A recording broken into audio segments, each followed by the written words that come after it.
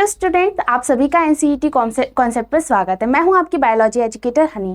तो आज हम यूनिट नंबर 1 रिप्रोडक्शन के एमसीक्यूज करेंगे। 50 एमसीक्यूज करेंगे और हर ट्यूसडे को ये आपको रिकॉर्डेड फॉर्म में मिला करेगा। ठीक, तो हम आज 50 एमसीक्यूज करेंगे रिप्रोडक्शन यूनिट का।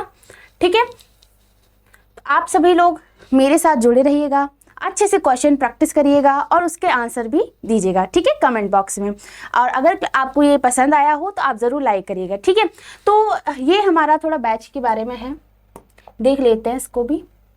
देखो, हमारा टारगेट बैच जो है वो अभी कुछ टाइम पहले ही स्टार्ट हुआ है, जिसके अंदर हम BA, BSc, BCom, BA, LLB और बीटेक जैसे कोर्सेज के बारे में पढ़ते हैं। ठीक है, तो ये अभी कुछ टाइम पहले ही स्टार्ट हुआ, अभी भी इसमें क्लासेस लाइव चल रही हैं और जो मतलब बीत चुकी हैं क्लासेस उनको रिकॉर्डेड फॉर्म में रखी हुई हैं। ठीक है, तो ये आप सब देख सकते हो, उसमें क्लास नोट्स भी मिलेंगे, डाउट सेशन भी रहेंगी, लाइव क्लासेस भी मिलेंगी, फिर उसके बाद टेस्ट सीरीज भी रहेगी और प्रॉपर गाइडेंस आपको मिलेगी। जस्ट आपको इसके लिए इन दोनों नंबर पर कॉल करना रहेगा। ठीक है, तो हम अपने एमसीक्यूज को स्टार्ट करते हैं। ये रहा हमारा पहला क्वेश्चन। क्या है ये? Occurrence of more than one embryo in a seed is refers as, मतलब कि ऐसा सीड जिसके अंदर बहुत सारे एम्ब्रियो प्रेजेंट होते हैं। किसके अंदर? एक ऐसा सीड जिसके अंदर बहुत सारे एम्ब्रियो प्रेजेंट होते हैं, उसको हमने एक पर्टिकुलर टर्म मतलब उसको एक पर्टिकुलर नाम दिया गया है। तो वो पूछा है कि वो नाम क्या है। ठीक है, तो ऑप्शन है हमारा एपोमिक्सिस, पॉलीएम्ब्रियोनी, पार्थिनोकार्पी एंड हमारा पार्थिनोजेनेसिस। तो जैसे कि देखिए, नाम से ही पता चल रहा है कि हमारे एम्ब्रियो क्या होंगे, एक से ज्यादा होंगे। और हम बायोलॉजी में एक से ज्यादा के लिए क्या टर्म यूज करते हैं? आप थोड़ा सोचिए, बताइए इसका आंसर। पॉज करिए और बताइए। देखिए, मैं बताती हूँ। सबसे पहले आंसर जानने से पहले ये जो सारे टर्म्स दे रखे हैं, एपोमिक्सिस दे रखा है, पॉलीएम्ब्रियोनी दे रखा है, पार्थिनोकार्पी, पार्थिनोजेनेसिस, ये सब होते क्या है हम पहले ये देख लेते हैं। ठीक है, तो पहला है हमारा एपोमिक्सिस। एपोमिक्सिस का मतलब होता है विदाउट फर्टिलाइजेशन, मतलब फर्टिलाइजेशन हुआ ही नहीं है, विदाउट फर्टिलाइजेशन। फर्टिलाइजेशन कौन सा वाला? वो डबल फर्टिलाइजेशन जिसमें एंडोस्पर्म और हमारा एम्ब्रियो बनता है, वो वाला। ठीक है, तो वो हुआ ही नहीं है। उसके बावजूद भी क्या हो गया? विदाउट फर्टिलाइजेशन सीड का बन जाना, मतलब सीड फॉर्मेशन हो गई। हमारा कोई फर्टिलाइजेशन नहीं हुआ। हमने क्या पढ़ा था? हमने ये पढ़ा था कि पहले फर्टिलाइजेशन होता है, देन उसके बाद में हमारा सीड बनता है। लेकिन इसमें क्या है, फर्टिलाइजेशन ही नहीं हुआ और हमारा सीड बन गया। ठीक है, तो विदाउट फर्टिलाइजेशन सीड फॉर्मेशन को हम क्या बोलते हैं?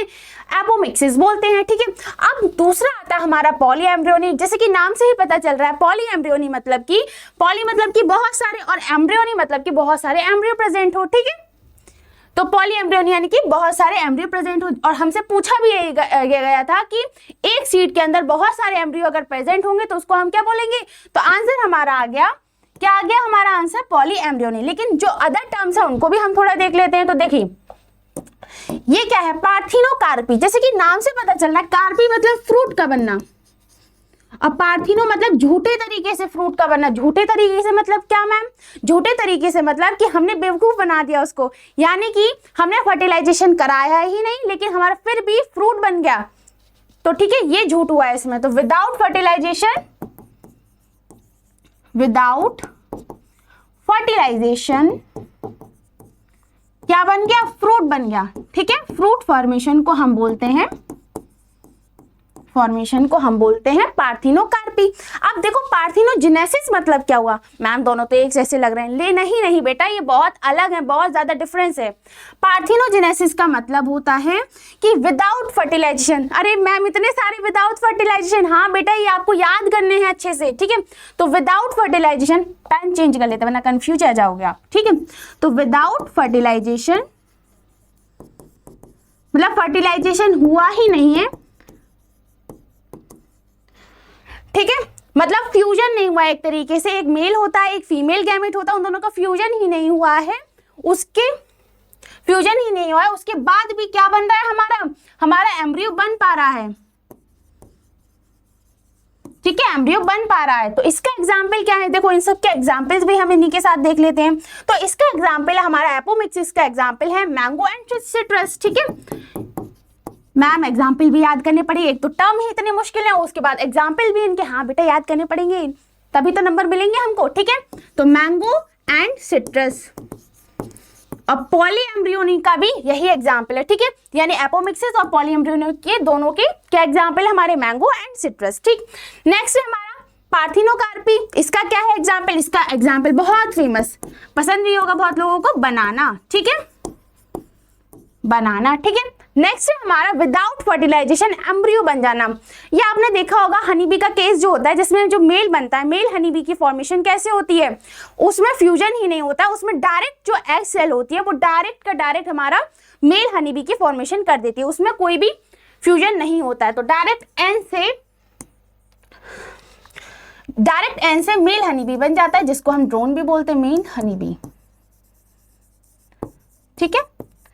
तो किसको हम, इसको क्या बोलते हैं, ड्रोन, ठीक है, ड्रोन फॉर्मेशन, ये पार्थिनोजेनेसिस में ही आता है, ठीक है बेटा। तो ये रहा। नेक्स्ट है हमारा, समझ में आया ये, कमेंट में जरूर बताइएगा। नेक्स्ट है हमारा the plant in which some of the nucleus cells surrounding the embryo sac start dividing and protrude into the embryo sac, मतलब कि कुछ न्यूसेलस, हम जानते हैं न्यूसेलस कौन सी सेल है, ठीक है, न्यूसेलस कौन सी सेल है, जो हमारे मेगास्पोरेंजियम के अंदर प्रेजेंट होती है, ये न्यूसेलस की सेल्स, ठीक है।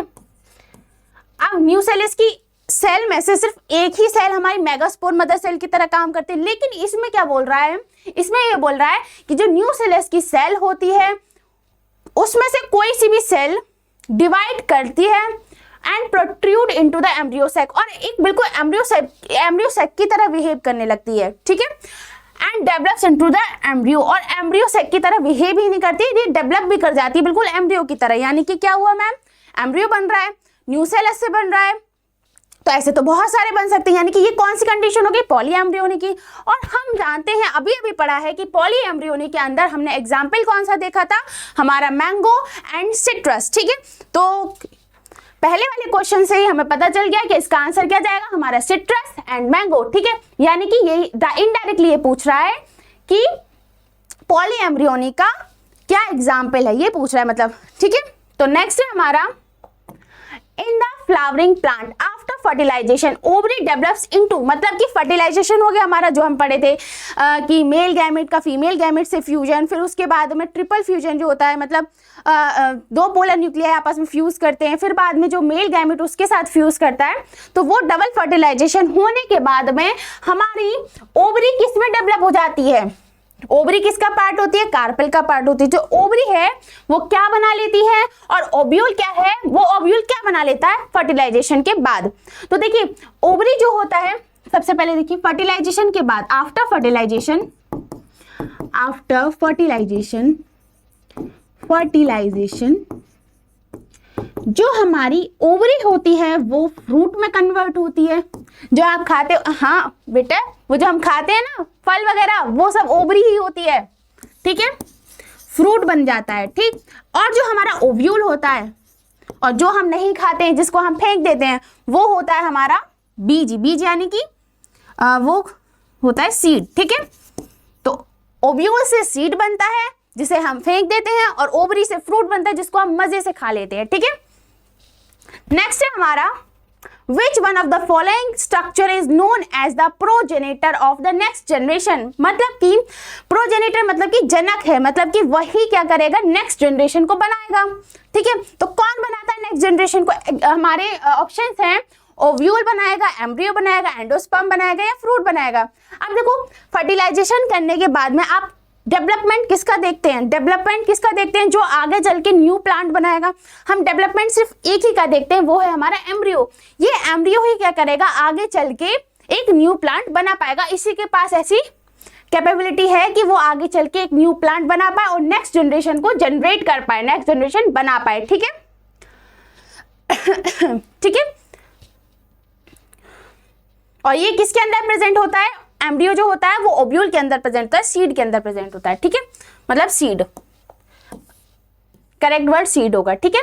नेक्स्ट है हमारा how many given structure are haploid, इन सभी स्ट्रक्चर में से कौन से स्ट्रक्चर हैप्लॉइड है, हैप्लॉइड यानी कि जिनका प्लॉइडी क्या हो, एन हो, ठीक है।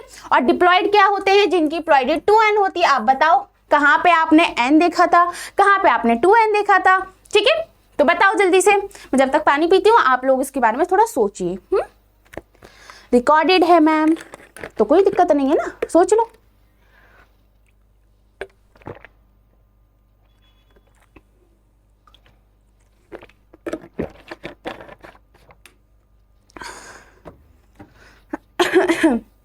तो देखो मैम, हम जो फर्टिलाइजेशन देखते हैं वो मेल गैमेट और फीमेल गैमेट के बीच का देखते हैं, ठीक है। वही मिला करके 2n बनाती है, यानी कि मेल भी n होगा और फीमेल भी n होगी। फीमेल गैमेट और मेल गैमेट दोनों n होंगे, ठीक है। तो देखो फीमेल गैमेट को हम क्या बोलते हैं, एग बोलते हैं, और मेल गैमेट तो मेल गैमेट रहता है, यानी कि मेल गैमेट और फीमेल गैमेट तो पक्का n होंगे, ठीक है। दोनों हैप्लॉइड होंगे, दोनों के दोनों। लेकिन एंथर, ओवरी, पॉलन ग्रेन और जाइगोट में से कौन हमारा n होगा? तो हम देखो पॉलन ग्रेन कब बना था, हमने जब माइक्रोस्पोरोजेनेसिस पढ़ी थी तो सबसे पहले हमारे माइक्रोस्पोर बने थे ना, जो मियोसिस के थ्रू बने थे। मियोसिस में क्या होता है, हमारी जो 2n होता है वो n में, जो हमारी डिप्लॉइड होती हैं सेल्स वो हमारी हैप्लॉइड में कन्वर्ट हो जाती हैं। फिर बाद में जो हमारे माइक्रोस्पोर होते हैं वो पॉलन ग्रेन बनाते हैं, ठीक है।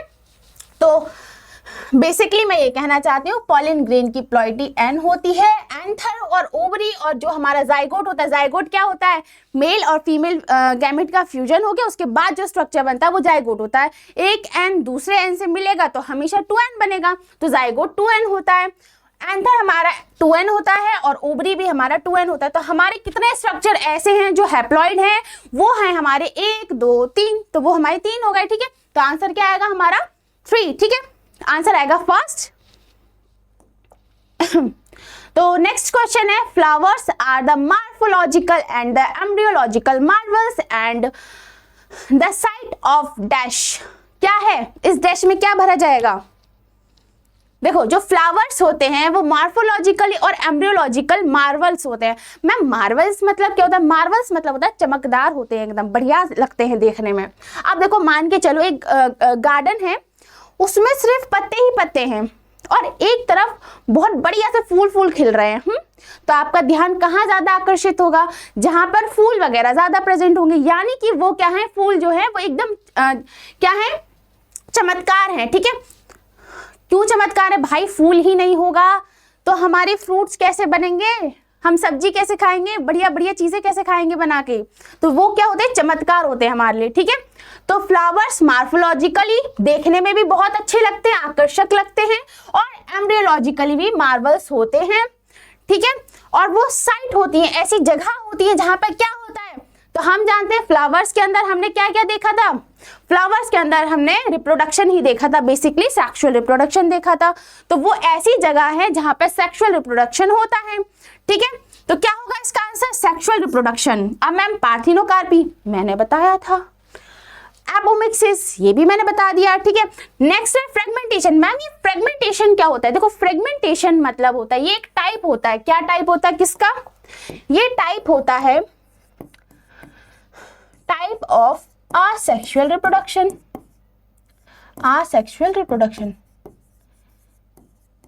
ये asexual reproduction का टाइप होता है। अब मैम asexual reproduction क्या, तो बहुत पिटोगे अगर ये पूछा मुझसे तो, ठीक है। थोड़ा बहुत भी पढ़ के नहीं आए हो छोटे क्लासेस में। देखो asexual reproduction क्या होता है, ये इसके लिए अगर इसको न्यू जनरेशन बनानी है तो इसको किसी भी दूसरे पार्टनर की जरूरत नहीं होती है। वही वाली बात है, सिंगल है सिंगल रहेंगे, वही वाली बात है। मतलब कि अपने एक सिंगल पेरेंट की जरूरत होती है न्यू जनरेशन बनाने के लिए, उसको किसी भी दूसरे की जरूरत नहीं होती है, उसको किसी को प्रपोज करने की जरूरत नहीं है, उसको किसी से शादी करने की जरूरत नहीं है। वो अपना अकेले ही क्या कर सकता है, अकेले ही आगे चल के मतलब अकेले ही न्यू जनरेशन बना सकता है, बिल्कुल, ठीक है।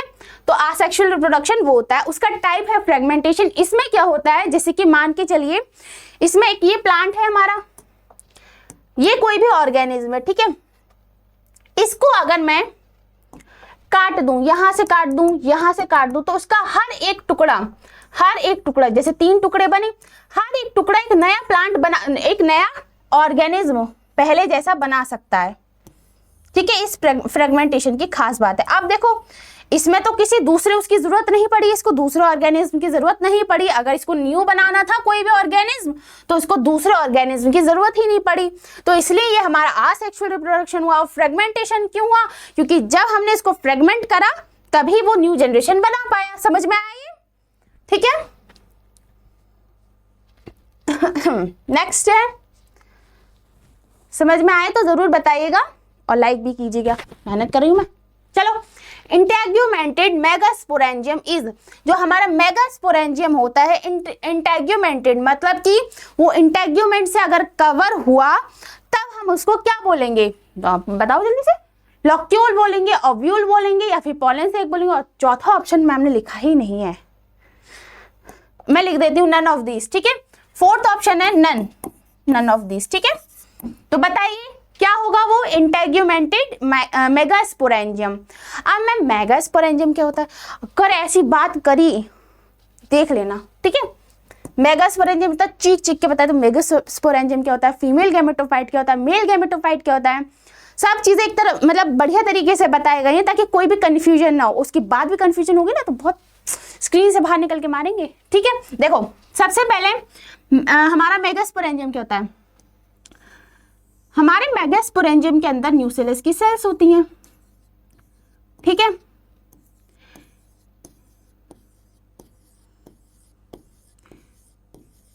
ये ओब्यूल के अंदर होता है ना। देखो मेगास्पोरेंजियम के अंदर हमारी बहुत सारी सेल हैं और ये सेल इतनी कॉम्पैक्टली अरेंज हैं तो हम इसको कलेक्टिवली क्या बोलते हैं? न्यूसेलस की सेल्स बोलते हैं ना। ये न्यूसेलस की सेल्स हैं। ठीक है, न्यूसेलस बोलेंगे। अब अगर मैं इस मेगास्पोरेंजियम को इंटेग्यूमेंट की हेल्प से कवर कर दूं, देखते रहना, इंटेग्यूमेंट की हेल्प से मैंने कवर कर दिया इसको। अब बताओ देखते देखते ये क्या बन गया? ये तो ओव्यूल बन गया। तो यानी कि ये क्वेश्चन ये कहना चाह रहा है कि अगर मैं मेगास्पोरेंजियम को इंटेग्यूमेंट की मदद से कवर कर दूं तो वो क्या बनाएगा? हमने बना के देख लिया और ये तो हमें मैम कुछ देखा देखा सा लग रहा है। कहाँ देखा था? ये ओव्यूल था, ओवरी के अंदर हमने बनाया था। तो ये क्या बन गया? हमारा ओव्यूल। समझ में आया बेटा? तो इसका आंसर क्या जाएगा? ये बन गया ओव्यूल। ठीक है, लॉक्यूल क्या होते हैं, पॉलन सैक क्या होता है। ठीक है, ठीक है, पॉलन सैक यानी कि ऐसे जगह जहां पे पॉलन वगैरह पाए जाते हैं। ठीक है, पॉलन सैक, लॉक्यूल्स मतलब खाली कंपार्टमेंट जो होते हैं उनको लॉक्यूल बोलते हैं। ओवरी के अंदर, ओवरी के अंदर कुछ कुछ खाली कंपार्टमेंट होते हैं तो उसको लॉक्यूल बोलते हैं। ठीक है, अब नेक्स्ट है हमारा इन अ टिपिकल एंजियोस्पर्म एंथर, मतलब कि एक एंथर है उसके अंदर मतलब वो कैसा होता है? वो मोनोथिकस होता है, बाइस्पोरेंजिएट होता है, डाइथिकस होता है, टेट्रास्पोरेंजिएट होता है। थर्ड ऑप्शन इज मोनोथिकस होता है या फिर मोनोस्पोरेंजिएट होता है। फोर्थ ऑप्शन इज डाइथिकस या फिर बाइस्पोरेंजिएट। तो हम देखते हैं, देखो सबसे पहले हम एक एंथर बनाते हैं। जैसे जैसे क्वेश्चन कहता जा रहा है वैसे वैसे काम कर रहे हैं, उस हिसाब से हमें आंसर मिल जाएगा। बहुत सिंपल। ये क्या बना लिया? एंथर एंथर नहीं, स्टेमेन बना लिया। स्टेमेन के ऊपर वाले जो तो गोल दिख रहे हैं ये एंथर होते हैं। ठीक है, ये क्या होता है? एंथर। इसने कहा है कि वो डाइथिकस होते हैं। ठीक है, और टेट्रास्पोरेंजिएट होते हैं। अगर मैं इसको इस टाइप से ट्रांसवर्स सेक्शन इसका देखूं तो मुझे ये थोड़ा थोड़ा ऐसा दिखाई देगा। हाँ मैम, थोड़ा थोड़ा दिखाई तो देगा ऐसा। बीच में क्या आएगी? Connective tissues. ठीक है, कनेक्टिव टिश्यूज व्हाइट कलर के। देन उसके बाद हम बनाएंगे मेगास्पोरेंजिएट, एंथर। एंथर बनाएंगे। देखो अब हमने यहाँ पे गोल गोल गोल गोल से कुछ देखी थी मैम। हाँ, माइक्रोस्पोरेंजियम थे। ठीक है, अब देखो स्पोरेंजिएट यानी कि कितने स्पोरेंजिया होंगे, कितने माइक्रोस्पोरेंजिया होंगे। तो कितने हैं? एक है, दो है, तीन है, चार है मैम। और हम बायो की लैंग्वेज में चार को क्या बोलते हैं? टेट्रा। तो इसका आंसर क्या जाएगा? टेट्रास्पोरेंजिएट होगा वो। तो ये रहा हमारा टेट्रास्पोरेंजिएट। वैसे हमें इसी से ही पता चल गया आंसर हमारा सेकंड होगा, लेकिन हम फिर भी दूसरे वाले को देख लेते हैं। अब मैम ईच एंथर के पास दो कंपार्टमेंट हैं। पहला कंपार्टमेंट है, दूसरे पेन से बनाते हैं, हाँ, पहला कंपार्टमेंट है ये वाला और दूसरा कंपार्टमेंट है ये वाला। एज लाइक जैसे कि दो गिलास मैंने रखे हूँ, बिल्कुल इस तरीके से मैं ग्लास को ऐसे देख रही हूँ, ठीक है।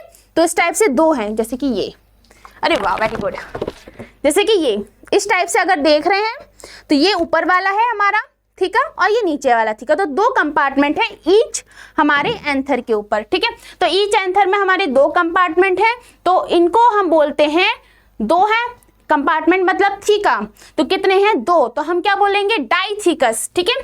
तो डाइथीकस होगा और टेट्रास्पोरेंजिएट मतलब 4 माइक्रोस्पोरेंजिया होंगे, सिंपल, ठीक है। समझ में आया, मेरी मेहनत वसूल कर देना, ठीक है। नेक्स्ट है हमारा टिपिकल एंजियोस्पर्मिक माइक्रोस्पोरेंजियम, हाँ जो हमने पीछे देखे थे ये गोल गोल से, वही, ठीक है। अब इस अपीयर्स नियर द सर्कुलर होता है, हाँ सर्कुलर होता है आउटलाइन में, हमने तभी तो ये गुल गुल से बनाए थे। चलो, अब it is generally surrounded by 4 layers, हाँ ये 4 लेयर्स से सराउंडेड होता है। ये जो मैंने खाली स्पेस दिखाया है इसमें 4 लेयर्स होंगी, कौन कौन सी होंगी, हाँ नहीं नहीं, हाँ तो नहीं है,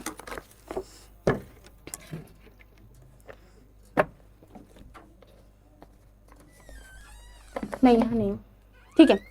तो इसमें क्या होती है, it is generally surrounded by 4 wall layer, हाँ ये 4 लेयर से सराउंडेड होती है। Find the correct option with the correct sequence, मतलब सीक्वेंस भी बताना है हमें, ठीक है। फ्रॉम द आउटसाइड से इनर साइड, मतलब बाहर से अंदर की तरफ हम जब देखेंगे तब हमें कौन कौन सी लेयर्स दिखाई देंगी। तो सबसे पहले हम डायग्राम बना लेते हैं, और डायग्राम हमें पता है कि मैम बड़ा बनाती है डायग्राम, तो हमें एक नया पेज चाहिए, तो देखते हैं। तो अगर हम डायग्राम बनाएं, ये हमारा कनेक्टिव टिश्यू है, ओके, ये क्या है हमारे एक एंथर, ये है हमारा दूसरा एंथर, अरे दूसरा एंथर कहाँ जा रहा है, ये है हमारा दूसरा एंथर, ठीक है।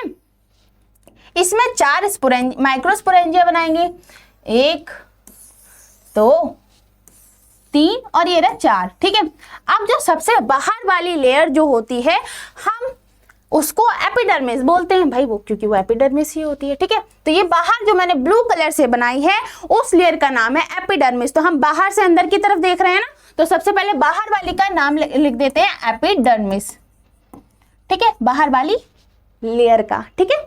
तो एपिडर्मिस, तो ये एपिडर्मिस है। इसके अंदर, इसकी तरफ अंदर की साइड कौन सी लेयर प्रेजेंट होती है, वो होती है हमारी एंडोथीशियम, जो जगह जगह से एब्सेंट भी होती है। कहाँ से एब्सेंट होती है, जहाँ पे हमारी लाइन ऑफ डेहिसेंस होती है, जहाँ से हमारे डेहिसेंस होता है और जिसके थ्रू पॉलन ग्रेन्स बाहर निकलते हैं, ठीक है। अब इसके बीच बीच में क्या होती है, 2 to 3 लेयर मोटी, ये मेरी वाली पेन, हाँ वही है। तो इसमें 2 to 3 लेयर मोटी क्या होती है, वॉल होती है, जिसको हम क्या बोलते हैं, जिसको हम मिडल लेयर बोलते हैं, ठीक है। तो ये मैंने रेड कलर से बनाई है मिडल लेयर, मिडल, और एंडोथीशियम की नेमिंग करना ही भूल गए, चलो क्या नेमिंग करते हैं, एंडोथीशियम। और ये बीच बीच का स्पेस जहां पर ये एंडोथीशियम एब्सेंट होती है उसको हम क्या बोलते हैं, उसको हम बोलते हैं स्टोमियम, स्टोमियम। और रेड कलर वाली हमारी मिडल लेयर, तो 3 ये हमारी मिल गई, ठीक है, मिडल लेयर मैम, बट 4 बताई थी, तो 4 कौन सी, चौथी कौन सी हुई हमारी, चौथी जो सबसे ज्यादा करीब होती है माइक्रोस्पोरेंजियम के, वो होती है टैपिटम लेयर, ठीक है। तो इसको क्या बोलते हैं, टैपिटम, ठीक। ये सिंगल लेयर होती है। इसमें से जो मल्टी लेयर होती है, यानी कि एक से ज्यादा, यानी कि 2 से 3 लेयर जो मोटी होती है उसको हम बोलते हैं मिडल लेयर। अब जो बाहर की, अब देखो मैम नाम देख रहे हैं तो फंक्शन जाने में कोई बुराई नहीं है, तो ठीक है। तो फंक्शन देखिए, एपिडर्मिस, मिडल लेयर, एंडोथीशियम का फंक्शन जो होता है तीनों का, वो प्रोटेक्शन करने का होता है। और जो हमारी टैपिटम लेयर जो होती है वो developing microspore, mother cell, pollen grain वगैरह को न्यूट्रिशन प्रोवाइड करती है, ठीक है। पॉलीप्लॉइडी होती है इसकी, मतलब बहुत सारे न्यूक्लियस पाए जाते हैं इसके अंदर, और इसका साइटोप्लाज्म डेंस होता है, ठीक है। इसका मैंने आपको बताया था टारगेट बैच के अंदर कि ऐसा क्यों होता है, ठीक है। अब देखो तो हम देखते हैं बाहर से अंदर की तरफ देखना। तो सबसे पहले हमारी एपिडर्मिस, फिर मिडल लेयर, फिर बाद में एंडोथीशियम, फिर मिडल लेयर, फिर टेपिटम। तो देखिए सबसे फर्स्ट आएगा हमारा epidermis, endothecium, middle layer and tapetum. तो second one is the correct answer of this question. ठीक, नेक्स्ट है हमारा, next question is the innermost wall layer of the microsporangium is called. Innermost layer यानी कि सबसे अंदर की लेयर हमने कौन सी बनाई थी? टेपिटम लेयर बनाई थी, जो कि बहुत ज्यादा इंपॉर्टेंट होती है, क्योंकि यही हमको नहीं मतलब कि पॉलन ग्रेन को, डेवलपिंग पॉलन ग्रेन्स को न्यूट्रिशन प्रोवाइड करती है, और बाकी सारी तो प्रोटेक्शन प्रोवाइड करती है। ठीक है, नेक्स्ट है हमारा exine of the pollen grain is made up of, मतलब मैम पॉलन ग्रेन, तो पॉलन ग्रेन बनाते हैं। देखो ये मैंने बनाया है पॉलन ग्रेन की प्लाज्मा मेम्ब्रेन, उसके ऊपर मैं बना रही हूं उसकी इंटाइन इनर वाली मेम्ब्रेन, इनर वाली। ठीक है, नेक्स्ट मैं बना रही हूं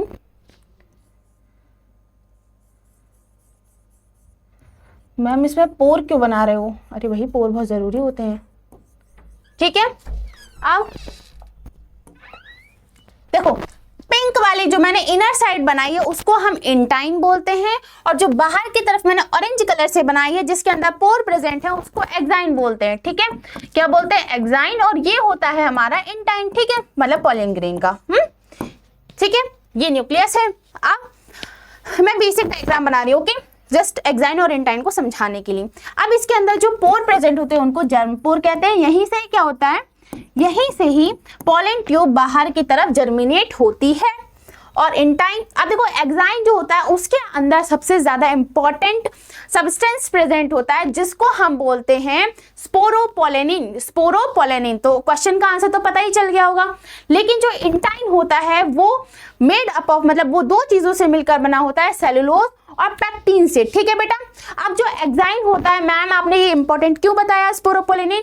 क्योंकि ये बहुत ज्यादा हाईली रेजिस्टेंट सब्सटेंस होता है। वो हाई टेम्परेचर, एसिड, अल्कलाइन चीजों से क्या होता है, डिग्रेड नहीं होता है, वो हाईली रेजिस्टेंस होता है, मतलब बहुत ज्यादा इन सब से रेजिस्ट हो सकता है, बच सकता है। ठीक है, तो इसलिए ये बहुत ज्यादा इंपॉर्टेंट है, ये पॉलन ग्रेन को प्रोटेक्शन प्रोवाइड करता है। ठीक है, through out the journey. Okay, तो स्पोरोपोलेनिन होता है हमारे एक्साइन में। ठीक है, हैज जर्मपोर, उसके पास जर्मपोर भी होता है। ठीक है, मैंने बनाए हैं। अब नेक्स्ट है हमारा mature embryo sac of a typical angiosperm is dash celled and dash nucleated. मतलब क्वेश्चन ये कह रहा है कि एक टिपिकल मैच्योर एम्ब्रियो सैक है, उसके अंदर कितनी सेल होंगी और कितने न्यूक्लियस प्रेजेंट होंगे। तो हम देखते हैं, सबसे पहले टिपिकल एंजियोस्पर्मिक एम्ब्रियो सैक की बात की गई है, तो हम सबसे पहले उसका डायग्राम बना लेते हैं। मैम इतना डायग्राम क्यों बता रही हो? अरे बेटा, अगर डायग्राम बार बार देखते रहोगे ना तो आपके दिमाग में रहेगा, और अगर क्वेश्चन भी नहीं आएगा और डायग्राम आपको पता होगा तो थोड़ा बहुत आप आंसर कर पाओगे, इस वजह से। ठीक है, तो ये हमारा एक एम्ब्रियो सैक है, इसके अंदर हमारी ऊपर की साइड 3 सेल्स प्रेजेंट हैं। ठीक है, और नीचे की साइड एक थोड़ी बड़ी सी सेल दिखाई देगी, बीच वाली। ठीक है, और उसके साइड में छोटी छोटी सेल दिखाई देंगी। अब बीच में भी हमें न्यूक्लियस दिखाई देगी, सॉरी पोलर न्यूक्लियाई दिखाई देंगे। ठीक है, ये 2 होंगे। ये क्या है? ये पोलर न्यूक्लियाई हैं जो कि 2 होते हैं। ऊपर वाली जो 3 सेल मैंने बनाई है उनको एंटीपोडल सेल बोलते हैं। ठीक है, अब जो नीचे मैंने अलग कलर से थोड़ी बड़ी सी दिखाई गई है जो भी, उसको हम एग सेल बोलते हैं, और उसकी बराबर से उसकी सहेलियां जो है उनको हम सिनर्जिट्स बोलते हैं। ठीक है, एग सेल की सहेलियां सिनर्जिट्स। ठीक है, अब एग सेल तो आप जानते ही होंगे। ठीक है, अब देखो कितनी सेल है, गिन के बताना। 1 2 3 4 5 6 सेल तो मैम दिखाई दे रही हैं। एक और सेल है बेटा, थोड़ा ध्यान से देखो, सेंट्रल सेल। सेंट्रल सेल यानी कि इन सबको अगर मैं भूल जाऊं, अगर पोलर न्यूक्लियाई को देखूं और इस बड़े से एम्ब्रियो सैक को देखूं तो मुझे ये एक सेल लाइक दिखाई देगा। तो ये कितनी हो जाएंगी? 7 सेल हो जाएंगी। अब मैम उसने पूछा है कि न्यूक्लिएटेड यानी कि कितने न्यूक्लियस प्रेजेंट है, तो देखो 6 तो 6 सेल के न्यूक्लियस और 2 सेंट्रल सेल के न्यूक्लियस, तो कितने हो गए हमारे? 8। ठीक है, तो कितनी 7 उसमें होंगी, अरे 7 क्या होंगे? सेल होंगी, और 8 इसके न्यूक्लियस होंगे, ठीक है। मुझे समझ ही नहीं आ रहा तो मैंने इसे लिख दिया, ठीक है। पता नहीं क्या इसमें क्या गया है। अब मैम फंक्शन भी बता दीजिए लगे हाथों। तो एंटीपोडल सेल का ऐसा कोई फंक्शन पता नहीं है, अभी नोन नहीं किया गया है। लेकिन सिनर्जिड्स का क्या होता है, ये जर्मिनेटिंग पॉलन ग्रेन को जर्मिनेटिंग पॉलन ट्यूब को रास्ता देती है कि भाई तुम इधर जाओ, हमारे में क्या घुसे जा रहे हो, तुम्हारी एग इधर है, ठीक है। तो वो उसको रास्ता प्रोवाइड करती है। अब zygote develops into the dash and the primary endosperm cell form the dash tissue in the angiosperm। जो zygote होता है वो कहाँ किस में डेवलप होता है। अब हमने एम्ब्रियोनिक डेवलपमेंट में देखा था कि zygote आगे चल के एम्ब्रियो बनाता है, तो क्या बनाएगा, वो डेवलप करेगा एम्ब्रियो में। और जो हमारी प्राइमरी एंडोस्पर्म सेल जो होती है वो आगे चल के एंडोस्पर्म बनाती है, जो डेवलपिंग एम्ब्रियो को क्या करता है, न्यूट्रिशन प्रोवाइड करता है। अगर ये नहीं होगा तो हमारा जो एम्ब्रियो है वो डेवलप नहीं कर पाएगा, ठीक है। तो ये क्या करता है, ये जाइगोट एम्ब्रियो बनाता है तो एम्ब्रियो बनाएगा, और जो हमारा प्राइमरी एंडोस्पर्म सेल था वो क्या करेगा, एंडोस्पर्म बनाएगा। तो first is the correct answer, ठीक है। अब नेक्स्ट है हमारा इन angiosperm formation of endosperm always proceeds development of the, मतलब कि जो एंडोस्पर्म होता है वो हमेशा पहले बनता है, किससे पहले बनता है, वो हमेशा एम्ब्रियो से पहले बनता है। क्यों एम्ब्रियो से पहले बनता है, इसका भी रीजन है, ठीक है। तो क्यों बनता है, क्योंकि एंडोस्पर्म जो होता है वो न्यूट्रिशन प्रोवाइड करता है, मतलब कि उसको खान पान देता है, न्यूट्रिशन प्रोवाइड करता है, जिससे कि हमारा एम्ब्रियो अच्छे से डेवलप हो, ठीक है। तो इसलिए उसको वो खाना पीना प्रोवाइड करता है कि वो अच्छे से डेवलप हो, ठीक है। तो इसलिए उसका पहले बनना जरूरी है, क्योंकि अगर पहले खाना ही नहीं बनेगा तो वो डेवलप कैसे करेगा। मान के चलो एंडोस्पर्म नहीं बना, ठीक है, तो एम्ब्रियो को खाना ही कौन देगा, वो वैसे ही मर जाएगा। तो इसलिए हमारे एंडोस्पर्म को पहले डेवलप होना जरूरी है। तो इसका आंसर क्या जाएगा, एम्ब्रियो, ठीक है। नेक्स्ट है हमारा the central cell after the triple fusion becomes. जो सेंट्रल सेल हमने इसमें बनाई थी, देखिए कहाँ गई, ये रही, ये जो हमने सेंट्रल सेल बनाई थी जिसके अंदर 2 पोलर न्यूक्लियाई थे। आफ्टर फर्टिलाइजेशन क्या करता है, देखिए एक बार बना ही लेते हैं फर्टिलाइज करते हुए। देखो ये हमारी थी एक एम्ब्रियो सेक, इसमें 3 सेल थी, ऊपर वाली जो एंटीपोडल सेल थी, नीचे एक बड़ी सी एग सेल, बराबर से उसकी सिनर्जिड सेल्स। अब इसमें 2 पोलर न्यूक्लियाई थी। जब इस पे पॉलन ग्रेन पॉलिनेशन करके आएगा तब वो पॉलन ग्रेन पॉलन ट्यूब को जर्मिनेट कराएगा, और सिनर्जिड सेल्स उसको क्या करेंगी, पैसेज प्रोवाइड करेंगी। भाई एग सेल यहाँ पर है, ठीक है, अब ये इधर जाएगा। इसके पॉलन ग्रेन के अंदर जो हमारे मेल गैमेट प्रेजेंट हैं वो एग सेल के पास जाएगा। अब 2 मेल गैमेट बनते हैं, एक तो एग सेल के पास चला जाएगा फॉर द फ्यूजन पर्पज से, मतलब फर्टिलाइजेशन हो और हमारा एम्ब्रियो बने, उस पर्पज से वो उधर जाएगा। और जो दूसरा जो हमारा मेल गैमेट होगा, एक मेल गैमेट हमारा इधर गया, और दूसरा मेल गैमेट जो होगा वो हमारे 2 पोलर न्यूक्लियाई के पास जाएगा।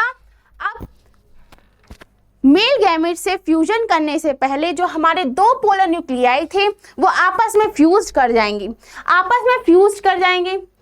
फ्यूज करे तो एक हमारे 2n बना लिया, 2n न्यूक्लियाई बना लिया, अब न्यूक्लियस बना लिया। अब जो मेल गैमेट है वो इसके साथ फ्यूज करेगा, ठीक है, वो इसके साथ फ्यूज करके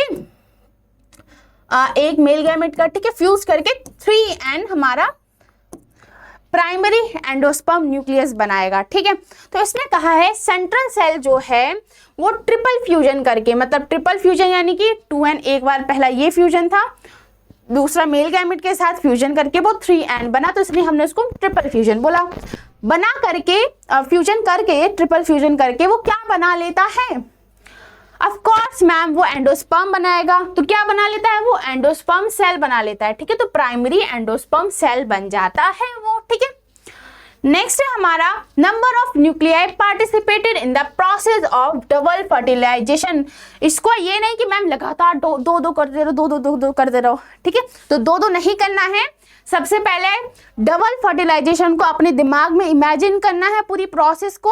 अब उसमें छांटना है हमें कि इस दौरान कितने न्यूक्लियस पार्टिसिपेट किए।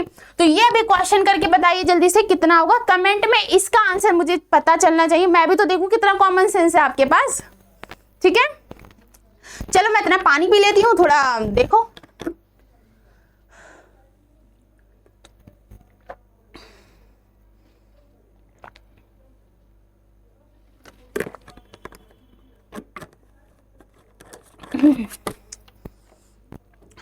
मैम हमने अभी देखा था कि फर्टिलाइजेशन, डबल फर्टिलाइजेशन कैसे होता है, तो अभी उसी में ही काउंट करके देख लेते हैं। देखो,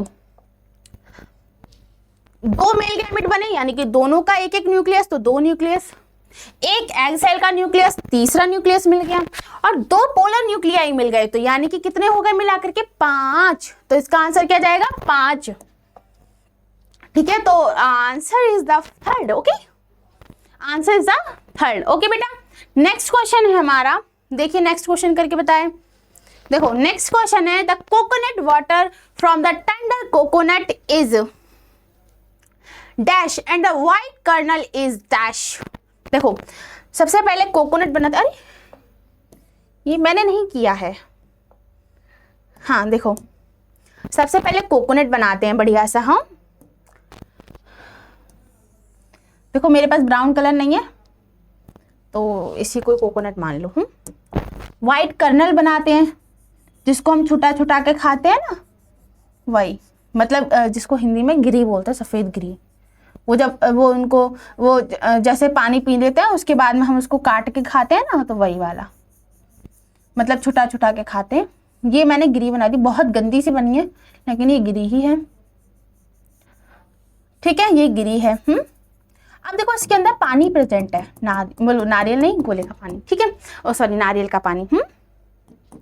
कुछ भी बोल रही हूँ मैं। आप देखो ये जो पानी है और जो कर्नल है वो एक्चुअल में है क्या। तो देखो अब मैम, जैसे कि ये भी पहले क्या रहा होगा, फ्रूट रहा होगा, तभी तो हम इसे खा रहे हैं। अब देखो ये जो व्हाइट कलर के डॉट दिख रहे हैं, यानी कि लिक्विड है इसके अंदर, जो हम जो पीते हैं नारियल का पानी, वो जो होता है एक्चुअल में वो हमारा न्यूक्लियर एंडोस्पर्म होता है। अब मैम एंडोस्पर्म, न्यूक्लियर एंडोस्पर्म क्या होता है भाई, फुटोगे बहुत ज्यादा। हाँ, और ये जो व्हाइट कर्नल होता है वो सेलुलर एंडोस्पर्म होता है, सेलुलर एंडोस्पर्म होता है। मैम ये कैसे बता रहे हो आप कि सेलुलर एंडोस्पर्म है कि न्यूक्लियर एंडोस्पर्म है। देखो एक्चुअल में ऐसा होता है, जब हमारा 3n बन गया वो एंडोस्पर्म, ठीक है, अब क्या होगा, वो भी डिवाइड करेगा। अब वो क्या होता है, वो डिवाइड, न्यूक्लियस तो डिवाइड करते जाते हैं, लेकिन सेल मेम्ब्रेन नहीं बन पाती है। ठीक है, तो क्या होता है, सिर्फ न्यूक्लियस बन पाते हैं, तो उस टाइप के एंडोस्पर्म को हम न्यूक्लियर एंडोस्पर्म बोलते हैं। और वो जो सेल मेम्ब्रेन बना लेता है न्यूक्लियस डिवीजन के साथ साथ, तो वो सेलुलर एंडोस्पर्म बनाता है। देखो एक बार देख लेते हैं, कंफ्यूज आ जाओ आप। हैं देखो ये है हमारा एक जनरल डायग्राम। ठीक है, सेलुलर में क्या होगा, सेल्स बनेंगी, उसमें ये सेल्स बनी, एंडोस्पर्म डिवाइड करा, हमारा एंडोस्पर्म डिवाइड करके खूब सारी तो सेल बना लिया। जैसे कि हम नॉर्मल डिवीजन जानते हैं कि भाई एक सेल से 2 सेल बनती है माइटोसिस में, भाई ऐसे काम चल रहा होता है। हाँ, साइटोकाइनेसिस और साइटोकाइनेसिस और कैरियोकाइनेसिस मतलब कि न्यूक्लियस डिवाइड करें, न्यूक्लियस भी डिवाइड करता है, और साथ में हमारी साइटोकाइनेसिस मतलब कि सेल वॉल भी बनती जाती है, सेल मेम्ब्रेन भी बनती जाती है। ठीक है, उसके चारों तरफ। लेकिन ये हो गया सेलुलर, देखो क्योंकि भाई सेल इतनी सारी दिख रही हैं, तो ये हमारा सेलुलर एंडोस्पर्म हो गया।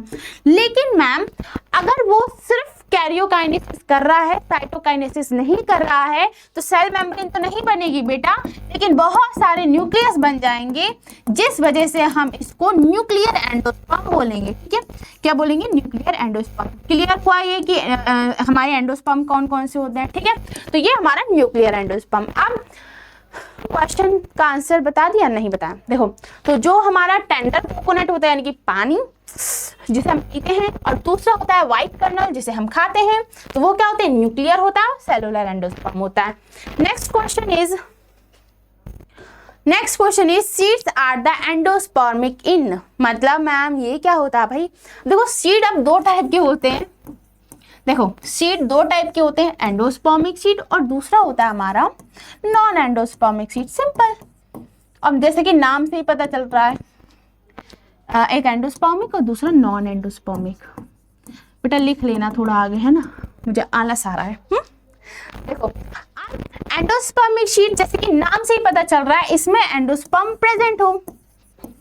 एंडोस्पर्म मैम कैसे प्रेजेंट हुआ, वो तो एम्ब्रियो खा जाता है भाई, उसका मन नहीं करा और खाने का, उसको पूरा खत्म करने का मन नहीं करा, ठीक है। तो एंडोस्पर्म इसके अंदर प्रेजेंट हो, पूरी तरीके से एम्ब्रियो द्वारा कंज्यूम ना किया गया हो। लेकिन नॉन एंडोस्पर्मिक सीड ऐसा सीड है जिसमें जो एंडोस्पर्म है वो पूरी तरीके से कंज्यूम कर लिया गया है एम्ब्रियो के थ्रू, तो इसमें एंडोस्पर्म हमारा एब्सेंट होगा, ठीक है। तो सीड दो तरीके के होते हैं जिसके अंदर एंडोस्पर्म प्रेजेंट हो तो एंडोस्पर्मिक सीड बोलेंगे, नॉन एंडोस्पर्मिक सीड जिसमें एंडोस्पर्म एब्सेंट हो, इसका दूसरा नाम क्या होता है, एल्ब्यूमिनस, और इसका दूसरा नाम होता है एक्स एल्ब्यूमिनस।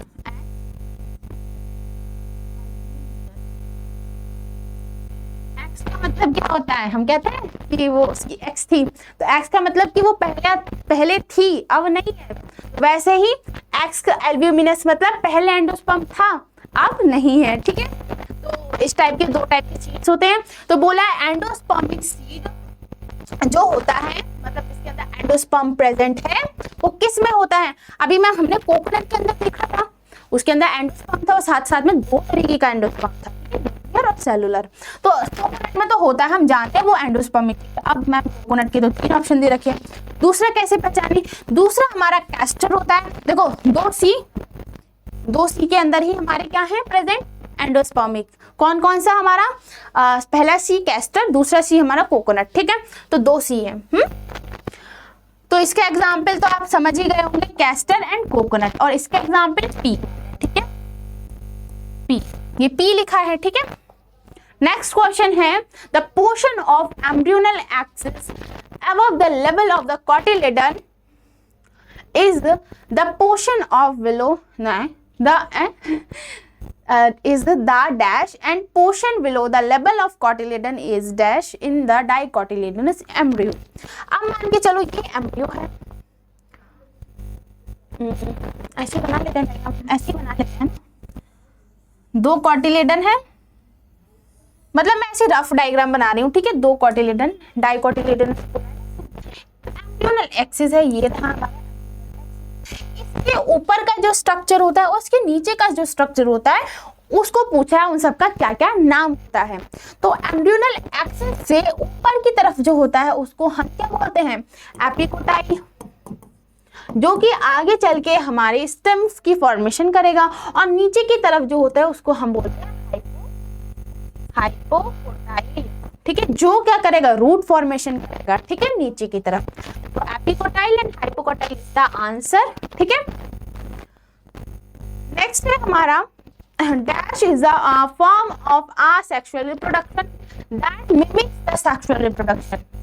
मतलब क्या कह रहा है, क्वेश्चन ये कहना चाह रहा है कि सेक्सुअल रिप्रोडक्शन को मिमिक करता हो, बट वो एक्चुअल में असेक्सुअल रिप्रोडक्शन हो, मतलब कि उसको किसी दूसरे की जरूरत नहीं है, उसको किसी पार्टनर की जरूरत नहीं है, वो खुद से ही क्या कर सकता है, खुद से ही जाइगोट बना सकता है, ठीक है, जाइगोट बना के सीड बना सकता है, लेकिन मतलब खुद से ही सीड बना सकता है।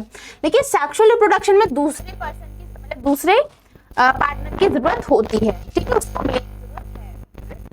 मिमिक करता है, मतलब हम जानते हैं प्लांट के केस में अगर सेक्सुअल रिप्रोडक्शन हुआ है तो सीड जरूर बनेगी। तो सेक्सुअल रिप्रोडक्शन में क्या होता है, सीड जरूर बनती है। लेकिन असेक्सुअल रिप्रोडक्शन, क्वेश्चन ये कह रहा है असेक्सुअल रिप्रोडक्शन सेक्सुअल रिप्रोडक्शन को मिमिक करेगा, यानी कि वो भी सीड बनाएगा, लेकिन सेक्सुअल रिप्रोडक्शन की तरह उसको किसी 2 लोगों की, 2 पेरेंट्स की जरूरत नहीं है, उसको सिर्फ एक ही पेरेंट के थ्रू सीड बना पाएगा, ठीक है। तो ये भी सीड बनाएगा, लेकिन सिर्फ with the help of 1 parent, क्या होगा, हम पढ़े हैं कि हमारी एपोमिक्सिस जो होती है वो विदाउट फर्टिलाइजेशन सीड फॉर्मेशन ही होती है। अब मैम ये दोनों तो हम जानते हैं, ये नया अलग टर्म कैसा, टर्म पे टर्म, टर्म पे टर्म, टर्म पे टर्म, टर्म पे टर्म, टर्म पे टर्म, ठीक। अब एम्फीमिक्सिस जो होती है इसको हम पर्टिकुलरली बोलते हैं फर्टिलाइजेशन ऑफ मेल, एक तरीके से fusion of male gamete, fusion of male gamete and female gamete.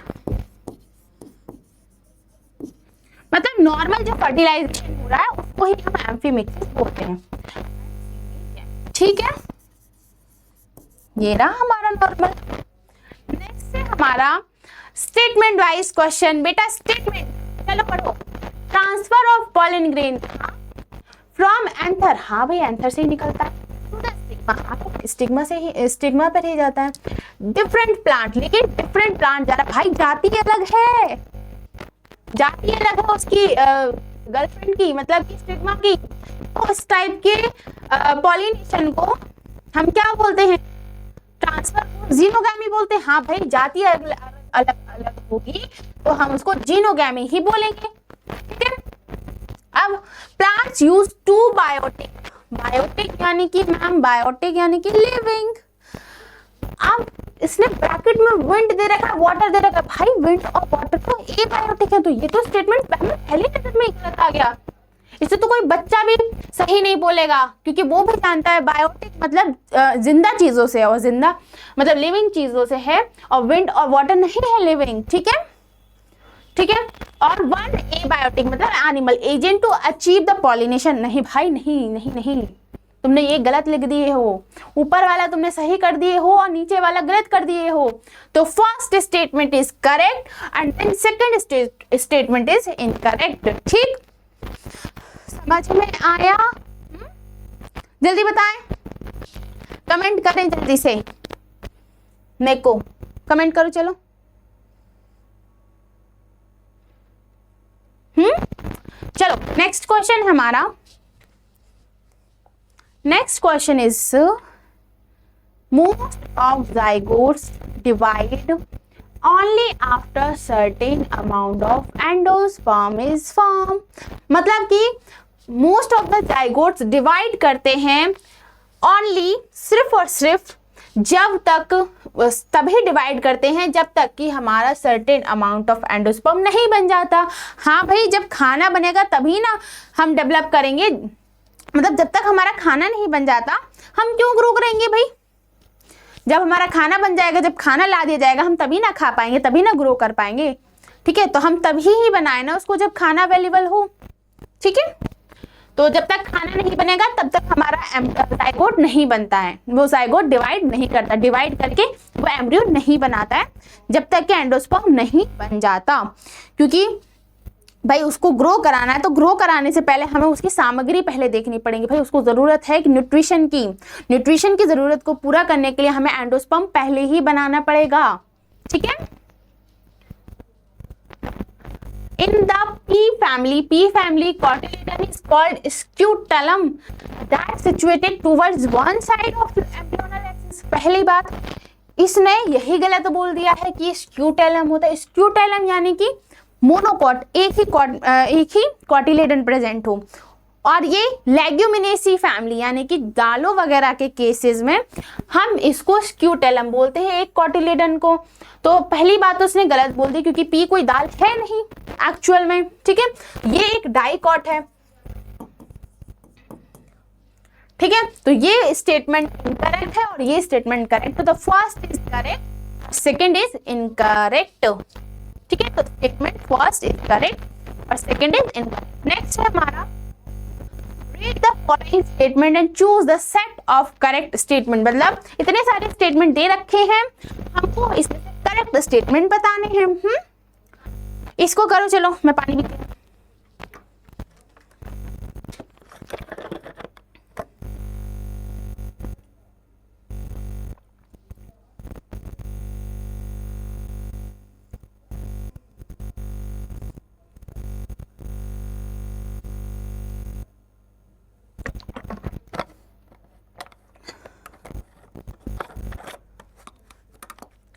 ना थोड़ा धीरे धीरे बोलिए हम, हाँ तेज। चलो तो statement first is that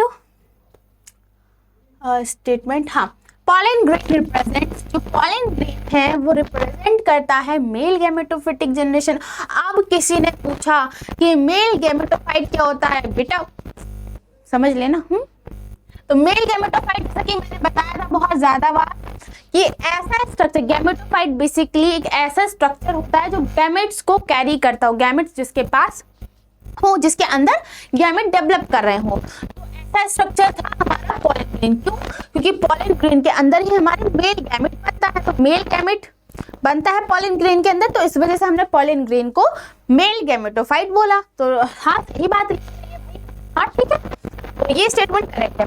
Some angiosperms produce more than one embryo। हाँ भाई अभी देखा था ना पॉलीएम्ब्रियोनी की कंडीशन, हाँ तो उसको हम बोलते हैं पॉलीएम्ब्रियोनी। हाँ भाई ये भी करेक्ट है, हमने देखा था, उसके एग्जाम्पल क्या था आप कमेंट में बताएंगे, ठीक है। अब इन angiosperm the fruit is only final product of sexual reproduction. नहीं नहीं नहीं नहीं, देखो सबसे पहले रिप्रोडक्शन कोई भी क्यों करता है, रिप्रोडक्शन इसलिए करता है ताकि वो अपनी जनरेशन को आगे बढ़ा पाए, न्यू प्लांट को बना पाए।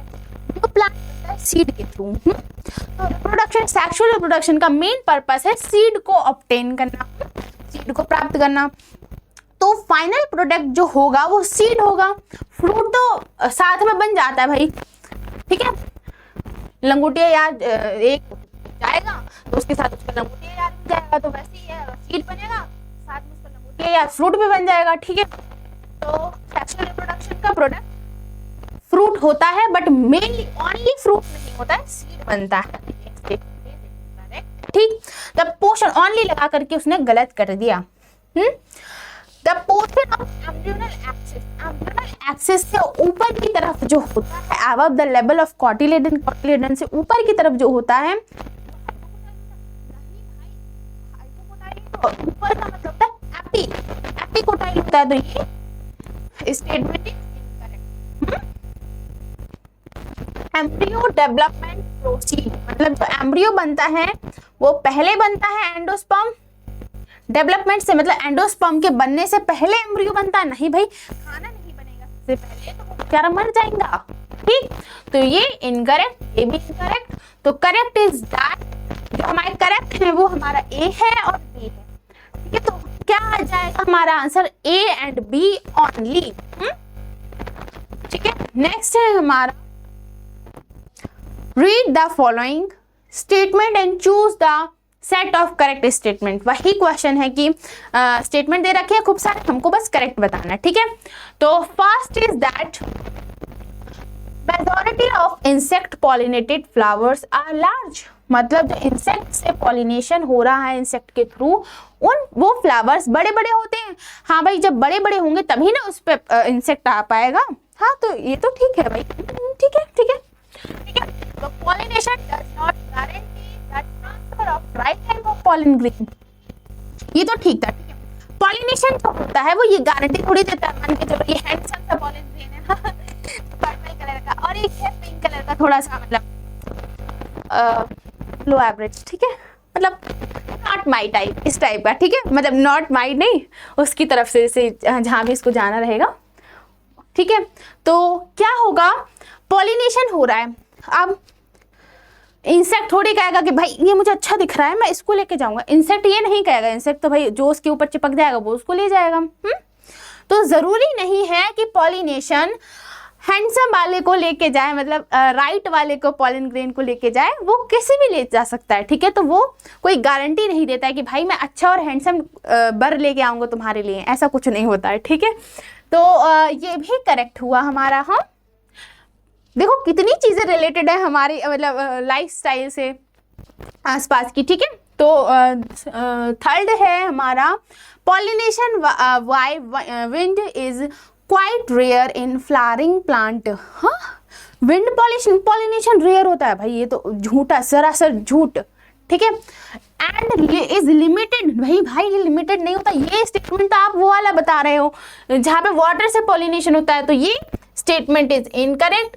देन हमारा fourth one statement is both the wind and water pollinated flowers are very colourful and produce nectar. भाई वो घंटा कुछ काम करेगा अगर फ्लावर कलरफुल और नेक्टर प्रोड्यूस करेगा।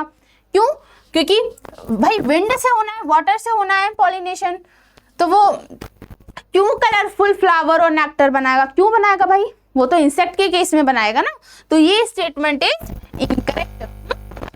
Opposite the micropylar end is the chalaza representing the apical part of the ovule. हो, ये स्टेटमेंट थोड़ा है जो बच्चों को कंफ्यूज कर सकता है। ये स्टेटमेंट कहना चाह रहा है कि माइक्रोपाइलर एंड की से अपोजिट जो होता है क्लाजा होता है। हाँ भाई ये बात तो ठीक है, लेकिन ये बात वो गलत कह रहा है कि वो apical part of the ovule, मतलब ओव्यूल का जो सबसे ऊपर वाला पार्ट होता है उसमें प्रेजेंट होता है।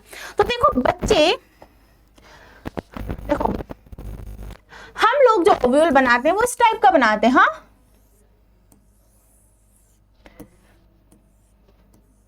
इस टाइप का बनाते हैं ओव्यूल। हाँ, जिसमें ये क्लाजल एंड होता है, ये माइक्रोपाइलर एंड होता है। बट एक्चुअल में जो हमारे प्लांट की ओवरी के अंदर ओव्यूल प्रेजेंट होता है वो इस टाइप से नहीं प्रेजेंट होता है, वो इस टाइप से प्रेजेंट होता है। इस टाइप से, वो इस टाइप से पढ़ना थोड़ा इजी पड़ जाता है ना, इसलिए ऐसे बताया जाता है। इस टाइप से पढ़ना थोड़ा इजी रहता है ना, तो इसलिए बताया जाता है। मैं ठीक बना रही हूँ बेटा? नहीं लगता तो नहीं है मैम? ठीक है, हाँ मुझे तो लग रहा है, अब देख लो। ठीक है, तो ये जो होता है वो माइक्रोपाइलर होता है और ये क्लाजल होता है। यानी कि मैम क्लाजल एंड एक्चुअल में नीचे होता है ना कि ऊपर। तो यानी कि ये स्टेटमेंट इनकरेक्ट है कि क्लाजल एपिकल में प्रेजेंट होता है। एपिकल पार्ट यानी कि ऊपर की तरफ प्रेजेंट होता है, ये बात गलत लिखी गई है, वो होता है नीचे। ठीक है, तो स्टेटमेंट ये भाला भी इनकरेक्ट है, इसको याद रखना है इस बात को। ठीक है, तो हमारा स्टेटमेंट कौन कौन से सही है? पहला यानी कि ए वाला और दूसरा बी वाला। ठीक है, तो हमारा आंसर क्या जाएगा? A and B only. ठीक है, समझ में आया? नेक्स्ट है हमारा question, given below are the two statement, one is assertion and assertion is another question है। ठीक है, तो pollen grains can withstand high temperature and strong acid and alkali। मतलब कि pollen grains जो होते हैं वो रह सकते हैं अधिक तापमान में, मतलब हाई टेम्परेचर में रह सकते हैं, स्ट्रॉन्ग एसिड में भी रह सकते हैं। हाँ भाई रह सकते हैं भाई, एल्कली में भी रह सकते हैं। हाँ रह सकते हैं। वजह क्या है इसकी? देखो जब भी आप असर्शन रीजन करा करो तो आप सबसे पहले इसको छुपाओ, असर्शन पढ़ो। हाँ भाई ये हो सकता है। अब क्यों होता है खुद से क्वेश्चन करो कि ऐसा क्यों होता है, तो तुम्हारे माइंड में आंसर आएगा कि मैम हम पढ़े थे कि स्पोरोपोलेनिन की वजह से होता है। तो रीजन में अगर स्पोरोपोलेनिन की बात की जाए, एक्साइन की बात की जाए, तो हम तो यानी कि असर्शन भी सही है, उसका रीजन जो हम सोचे थे वो भी इसमें लिखा हुआ है, यानी कि वो भी सही है। तो और साथ में एक्सप्लेन भी कर रहा है ना, जब हमने अपने दिमाग में इस असर्शन का क्यों बना के सोचा तो हमारा आंसर भी यही था। हम भी यही रीजन दे रहे थे, तो ये रीजन भी करेक्ट है और साथ में एक्सप्लेन भी कर रहा है भाई। ठीक है, तो ये दोनों करेक्ट हैं कि hard outer layer exine is made up of sporopollenin, जिस वजह से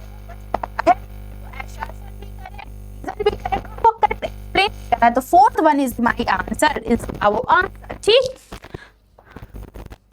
next question, given below is innermost layer of anther. हाँ भाई हमने पढ़ा था। Which is single layer. हाँ भाई हमने तो ये भी पढ़ा था वो सिंगल लेयर होती है। रीजन क्या दे रहा है कि वो, देखो मैं रीजन छुपा रही हूँ, टैपेटम इनरमोस्ट लेयर होती है। हाँ भाई होती है।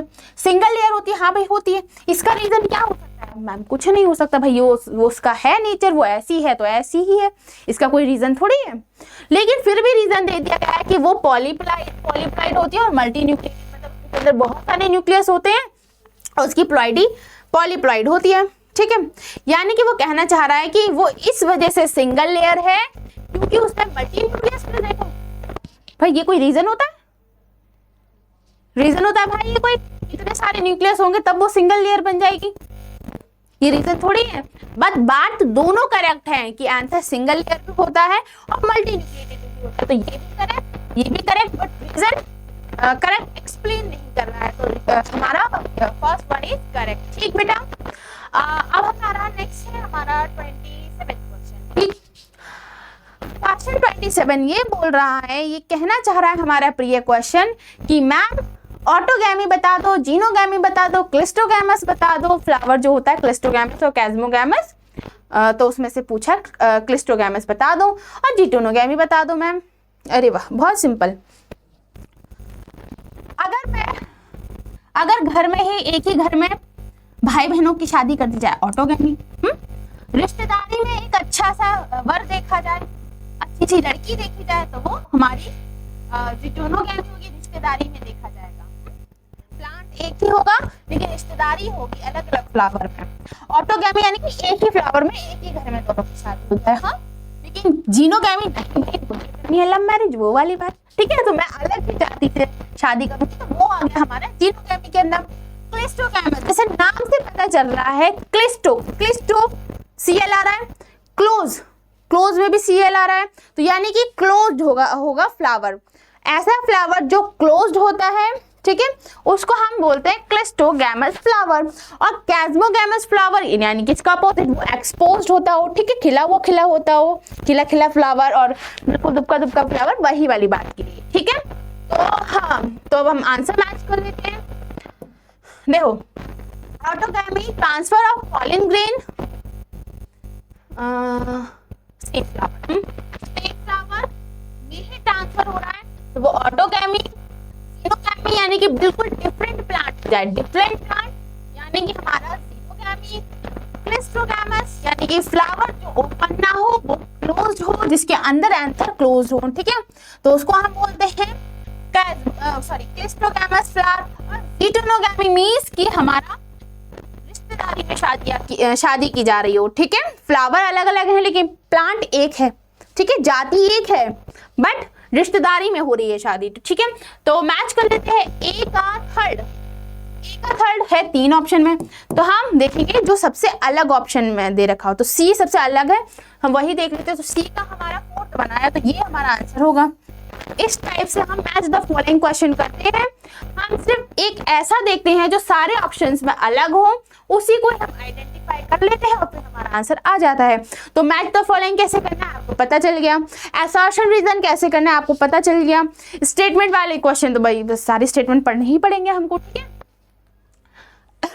Next question is human reproduction and reproductive health से। वो सारे हमने असेक्सुअल रिप्रोडक्शन से पढ़े थे, अब हम पढ़ेंगे ह्यूमन रिप्रोडक्शन से, सेक्सुअल बोल रही हूँ, sorry, sexual reproduction in flowering plant से पढ़े थे। अब हम पढ़ेंगे human reproduction and reproductive health chapter से। ठीक है, तो फर्स्ट क्वेश्चन हमारा बोल रहा है जो कि रिप्रोडक्टिव हेल्थ से आया है, in which year Indian government had the legalize the MTP. MTP ma'am, MTP का मतलब क्या होता है? एमटीपी मतलब होता है मेडिकल टी से टर्मिनेशन, मतलब रोकना, मेडिकल के थ्रू, मतलब समझ जाओगे, मेडिकल से टर्मिनेशन, मेडिकल की हेल्प से टर्मिनेशन करना। ऑफ किसका टर्मिनेशन? मतलब टर्मिनेशन मतलब रोक देना, किसको रोक देना? ऑफ प्रेगनेंसी, मतलब प्रेगनेंसी जो हो रही है उसको रोक देना ही हमारा एमटीपी होता है। ठीक है, एमटीपी को गवर्नमेंट, इंडियन गवर्नमेंट ने कब लीगलाइज किया और उन्होंने किस बात के लिए लीगलाइज किया ओनली? ठीक है, तो सबसे पहली बात है 1971, बेटा ये तो याद ही करना पड़ेगा। ठीक है, तो ये आपको याद करना है 1971 में उसने लीगलाइज किया था, लेकिन कंडीशंस रखी थी कि आप सेक्स को डिटरमाइन नहीं कर सकते, आप सेक्स नहीं देख सकते फीमेल का, वो मेल है और फीमेल। क्यों नहीं देख सकते? क्योंकि कुछ लोग होते हैं जो लड़कियां पसंद नहीं करते हैं कि लड़की ना हो हमारी, हमें दहेज ना देना पड़े। ठीक है, तो वो लोग क्या करते हैं, फीमेल फिटेलिस कर देते हैं, यानी कि फीमेल को एम्ब्रियोनिक कंडीशन, मतलब जो जब वो डेवलप कर रहा होता है उसी कंडीशन में वो उसको मार देते हैं। ठीक है, तो इस वजह से इसने legalize कब किया? सॉरी, पहले लीगल नहीं करा था क्योंकि लोग ऐसा कर रहे थे, लेकिन बाद में लीगलाइज कर दिया था। कुछ कंडीशंस रखी थी कि इसी चीज के लिए लीगल है। किस चीज के लिए? अगर मान के चलो हमारे एम्ब्रियोनिक डेवलपमेंट के दौरान उस फीटस को अगर कोई जेनेटिक डिसऑर्डर हुआ, या फिर उसको यही मान लो, ठीक है, तो उसको अगर जेनेटिक डिसऑर्डर वगैरह हुआ तो हम पहले से ही उसको क्रोमोसोमल डिसऑर्डर, जेनेटिक डिसऑर्डर जो भी हुआ, हम उसको सबसे पहले देख लें।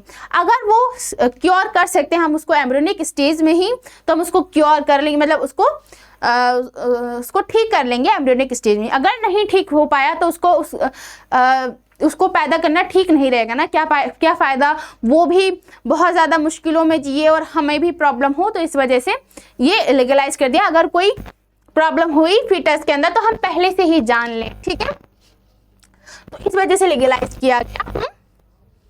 नेक्स्ट क्वेश्चन है हमारा एमटीपी मतलब वही इज कंसिडर, फुल फॉर्म अच्छे से याद कर लेना, ठीक है। तो कंसिडर किया जाता है मतलब कि अब मैम एमटीपी हमेशा करवा सकते हैं पूरे 9 महीने के दौरान, कभी भी करवा सकते हैं? नहीं बेटा, कभी भी नहीं करवा सकते। और हाँ, एक और कंडीशन मान लीजिए, अगर रेप किया गया हो, अनवांटेड प्रेगनेंसी हो, तो उस दौरान भी हम एमटीपी करके उसको हटवा सकते हैं, ठीक है। तो क्वेश्चन पर आते हैं कि एमटीपी को कंसीडर कब किया जाता है, कि हम कब तक उस बेचारे फीटस को टर्मिनेट कर सकते हैं, हटा सकते हैं, कब तक, ठीक है। तो हम कब तक हटा सकते हैं? देखो, जो 9 महीने का टाइम होता है, 9 मंथ का प्रेगनेंसी की 9 मंथ जो होते हैं उनको हम 3 ट्राइमेस्टर बांटते हैं, पहला ट्राइमेस्टर, दूसरा और तीसरा ट्राइमेस्टर। तीसरा ट्राइमेस्टर, ठीक है। अब क्या होता है, मान के चलो बच्चा पूरा बन गया, उसके बाद अगर तुम एमटीपी करा रहे हो तो प्रॉब्लम बहुत ज़्यादा बहुत ज़्यादा कॉम्प्लिकेशंस होंगी हमें उसको हटाने में। क्यों हटाने में? क्योंकि उसके ज़्यादातर ऑर्गन हो चुके हैं, उसको मतलब आप काटेंगे तो मतलब बहुत ज़्यादा इमोशनल भी मतलब सही नहीं रहेगा, और बहुत ज़्यादा ऑर्गन भी डेवलप हो चुके हैं तो उनको निकालना मुश्किल भी होगा। तो इसलिए ऐसे मतलब कहा गया है कर सकते हैं। तो वो है हमारा फर्स्ट ट्राइमेस्टर, पहले ट्राइमेस्टर तक ही हम कर सकते हैं उसको, एमटीपी को, वो सेफ होती है। बाकी अदर में करेंगे, आगे में करेंगे तो क्या होगा, बहुत ज़्यादा कॉम्प्लिकेशंस होंगी और मे भी खतरा भी हो सकता है मदर को, ठीक है। तो इस वजह से तो फर्स्ट ट्राइमेस्टर यानी कि पहले 3 मंथ में हम कर सकते हैं एमटीपी, ठीक है। अब मैम इसमें वीक्स में दे रखा है, आप निकाल लो। एक मंथ में हमारे 4 हफ्ते होते हैं, तो 3 मंथ में हमारे 12 हफ्ते हुए, तो आंसर आ गया हमारा 12 वीक्स, ठीक। तो आंसर इज हमारा 12 वीक्स, ठीक। Next one is which one of the following is not a method of contraception. सबसे पहले मेथड से पहले हम कॉन्ट्रासेप्शन का ही मतलब जान लेते हैं। आप जब तक इस क्वेश्चन को सॉल्व करो मैं फिर से थोड़ा ना,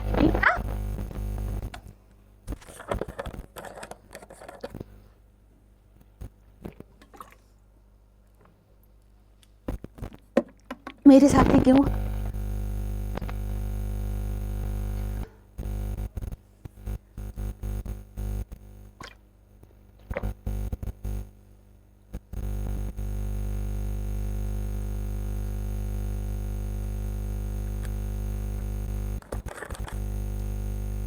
चलो, तो हाँ, कॉन्ट्रासेप्शन का मतलब होता है कि प्रेगनेंसी को रोकना, मेथड मतलब ये होता है कि ऐसे मेथड जिनकी वजह से हम प्रेगनेंसी होने से रोक सकते हैं, ठीक। अब क्यों रोक सकते हैं मैम, ये क्यों जरूरी होते हैं? भाई पॉपुलेशन इतनी सारी बढ़ रही है, रोकना भी तो जरूरी है, ठीक है। तो कॉन्ट्रासेप्टिव मेथड्स कौन से होते हैं?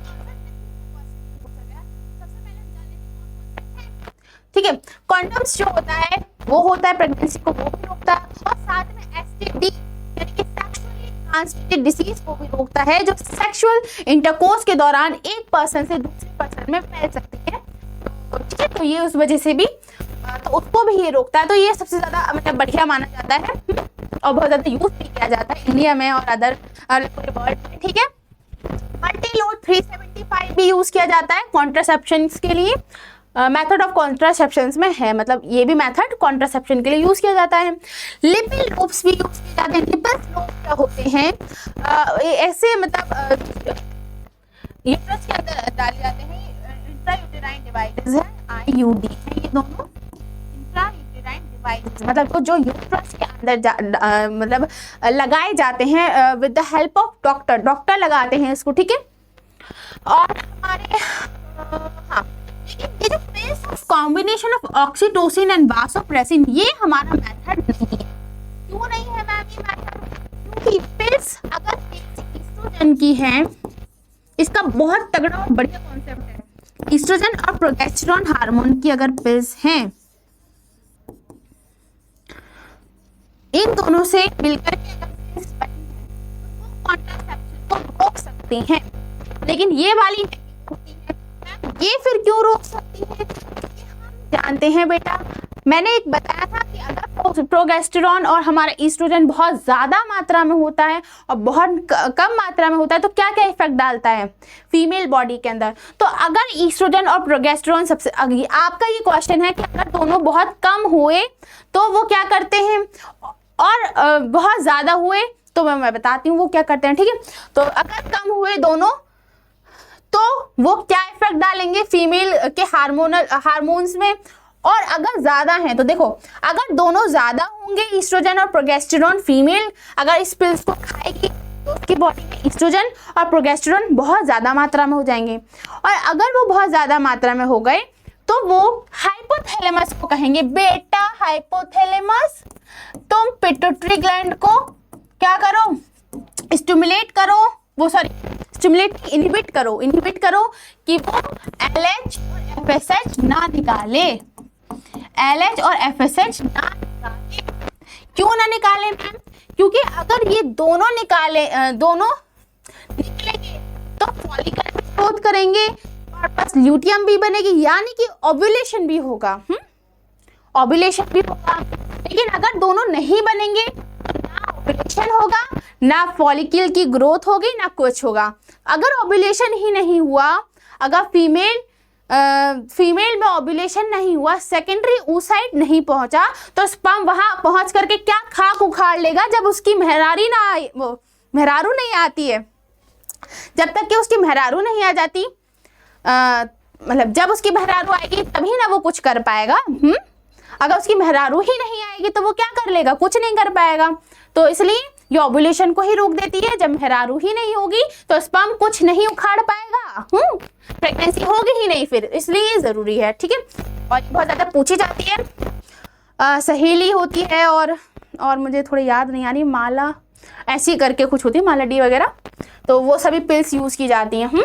वो बेसिकली ओव्यूलेशन ना हो, मतलब वो ओव्यूलेशन को रोकती हैं। अगर ओव्यूलेशन हो गया तो फर्टिलाइजेशन हो सकता है ना दोनों के बीच में। अगर ओव्यूलेशन ही नहीं हुआ, ओवम ही नहीं बना, मेहरारू ही नहीं उसकी आई डेट पर मिलने, तो आगे रिलेशनशिप कैसे चलेगा? वही वाली बात है ना, आप रिलेट कर लोगे बेटा। हाँ चलो, विच ऑफ द फॉलोइंग, अभी हमें 20 क्वेश्चन सॉल्व करने हैं, इज अ रॉन्ग मैच, मतलब रॉन्ग मैच है type of contraception and its function. Contraception और उसके फंक्शन में कौन सा रॉन्ग मैच है? कॉन्ट्रासेप्टिव पिल्स सप्रेस करती सिक्रीशन ऑफ गोनाडोट्रोपिन। हाँ भाई, वो सप्रेस करती हैं। मैम ये गोनाडोट्रोपिन, अभी तो आपने बोला था FSH और LH को, ये इसमें तो गोनाडोट्रोपिन लिखा है बेटा। गोनाडोट्रोपिन GnRH बोला था मैंने, गोनाडोट्रोपिन रिलीजिंग हार्मोन जो रिलीज करवाते हैं FSH और LH को। मैंने बोला था हाइपोथैलेमस को क्या बोलेगा बेटा, पिट्यूटरी ये निकालो, तो वो किसके हेल्प से बोलेगा? वो गोनाडोट्रोपिन रिलीजिंग हार्मोन से बोलेगा। जब गोनाडोट्रोपिन रिलीजिंग हार्मोन को ही इसने इनहिबिट कर दिया तो ये दोनों भी नहीं बनेंगे। तो वही बात है, उसको सरप्राइज बोल रही हूँ मैं, मेरी जुबान लड़क रही है, लड़क जो भी होता है वो, ठीक है। तो सप्रेस कर देता है सिक्रीशन ऑफ गोनाडोट्रोपिन्स को, ठीक। अब IUDs क्या होता है? मतलब इंट्रायूटेराइन डिवाइसेस, मतलब जो यूट्रस के अंदर लगाए जाते हैं, ठीक है। अब मैम यूट्रस के अंदर अगर हम ये लगा देंगे, जैसे मान के चलो ये यूट्रस है, इसके अंदर मैंने अगर ये लगा दिए, ठीक है, ये फैलोपियन ट्यूब है, ठीक, इसमें से ओवम आया, अरे वाह मैं आज फर्टिलाइज्ड होंगी। लेकिन अगर मैंने ये लगा दिया इंट्रायूटेराइन डिवाइस तो स्पर्म आगे जा ही नहीं पाएगा, बिल्कुल ऐसे कि मतलब स्पर्म का बिल्कुल रास्ता रोक दिया जाएगा कि वो ओवम से ना मिले। अगर नहीं मिलेगा, फर्टिलाइज होगा ही नहीं, जायगोट बनेगा ही नहीं, ब्लास्टोसिस्ट बने ही नहीं, तो वो इम्प्लांटेशन कैसे करेगा जी? इम्प्लांटेशन नहीं कर पाएगा। तो हाँ, ये भी बात ठीक है, ये मतलब इनडायरेक्टली बताई गई है बातों को। नेचुरल मेथड्स क्या होते हैं? नेचुरल मेथड्स जैसे कि मान के चलिए, मतलब ऐसा लग रहा है कि डेट 11 है, 12, 13, मुझे ऐसा लग रहा है इस दिन ओव्यूलेशन हो सकता है, ओवम आ सकता है। हाँ, तो हम क्या करेंगे, ओव्यूलेशन हो सकता है तो हम क्या करेंगे, 10, 9, 8 इस दौरान सेक्सुअल इंटरकोर्स कर सकते हैं, सेफ होगा। क्यों? क्योंकि जब ओव्यूलेशन ही नहीं होगा तो फर्टिलाइजेशन होकर के प्रेगनेंसी भी नहीं आएगी। और 14, 15, 16 को भी इंटरकोर्स कर सकते हैं, आगे भी कर सकते हैं। हाँ, तो अगर ओव्यूलेशन मुझे लग रहा है कि इस दौरान होगा तो इस दौरान सेक्सुअल इंटरकोर्स करने से चांसेस हैं कि प्रेगनेंसी हो जाएगी। ठीक है, तो हम क्या करें, ओव्यूलेशन में ना करके सेक्सुअल इंटरकोर्स उससे पहले या उसके बाद में कर लें। ठीक है, क्योंकि जब तक ओवम नहीं बनेगा तो प्रेगनेंसी नहीं होगी ना, तो इसलिए पहले और बाद में करेंगे तो प्रेगनेंसी वैसे भी नहीं होगी, तो वही है। तो ठीक है, avoid chance of ovum and sperm meeting. हाँ भाई ये तो बात ठीक है। अब जो स्टेरिलाइजेशन होता है वो गैमेट फॉर्मेशन को इनहिबिट कर देता है।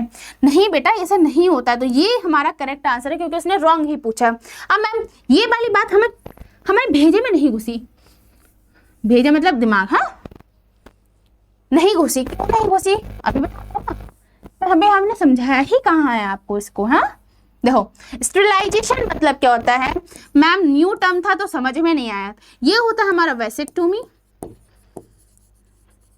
मेल के केस में, ट्यूबेक्टोमी फीमेल के केस में। आप समझ में आ गया होगा।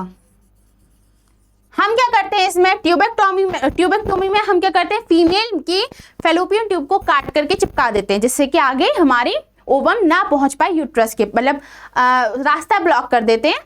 ओवम तो बनेगा लेकिन वो आगे नहीं पहुंच पाएगा, ना ही अगर ठीक है, तो इससे भी हमारी प्रेगनेंसी नहीं हो सकती क्योंकि ओवम से मिलन करना स्पर्म का जरूरी है रिलेशनशिप आगे बढ़ाने के लिए। हाँ, लेकिन वासेक्टोमी में क्या होता है, वास डिफरेंस जो होती है मेल के उसको ही काट के चिपका दिया जाता है जिससे कि स्पर्म तो बनेंगे लेकिन वास डिफरेंस का रास्ता ब्लॉक होगा तो स्पर्म आगे नहीं पहुंच पाएंगे। ठीक है, पेनिस तक नहीं पहुंच पाएंगे।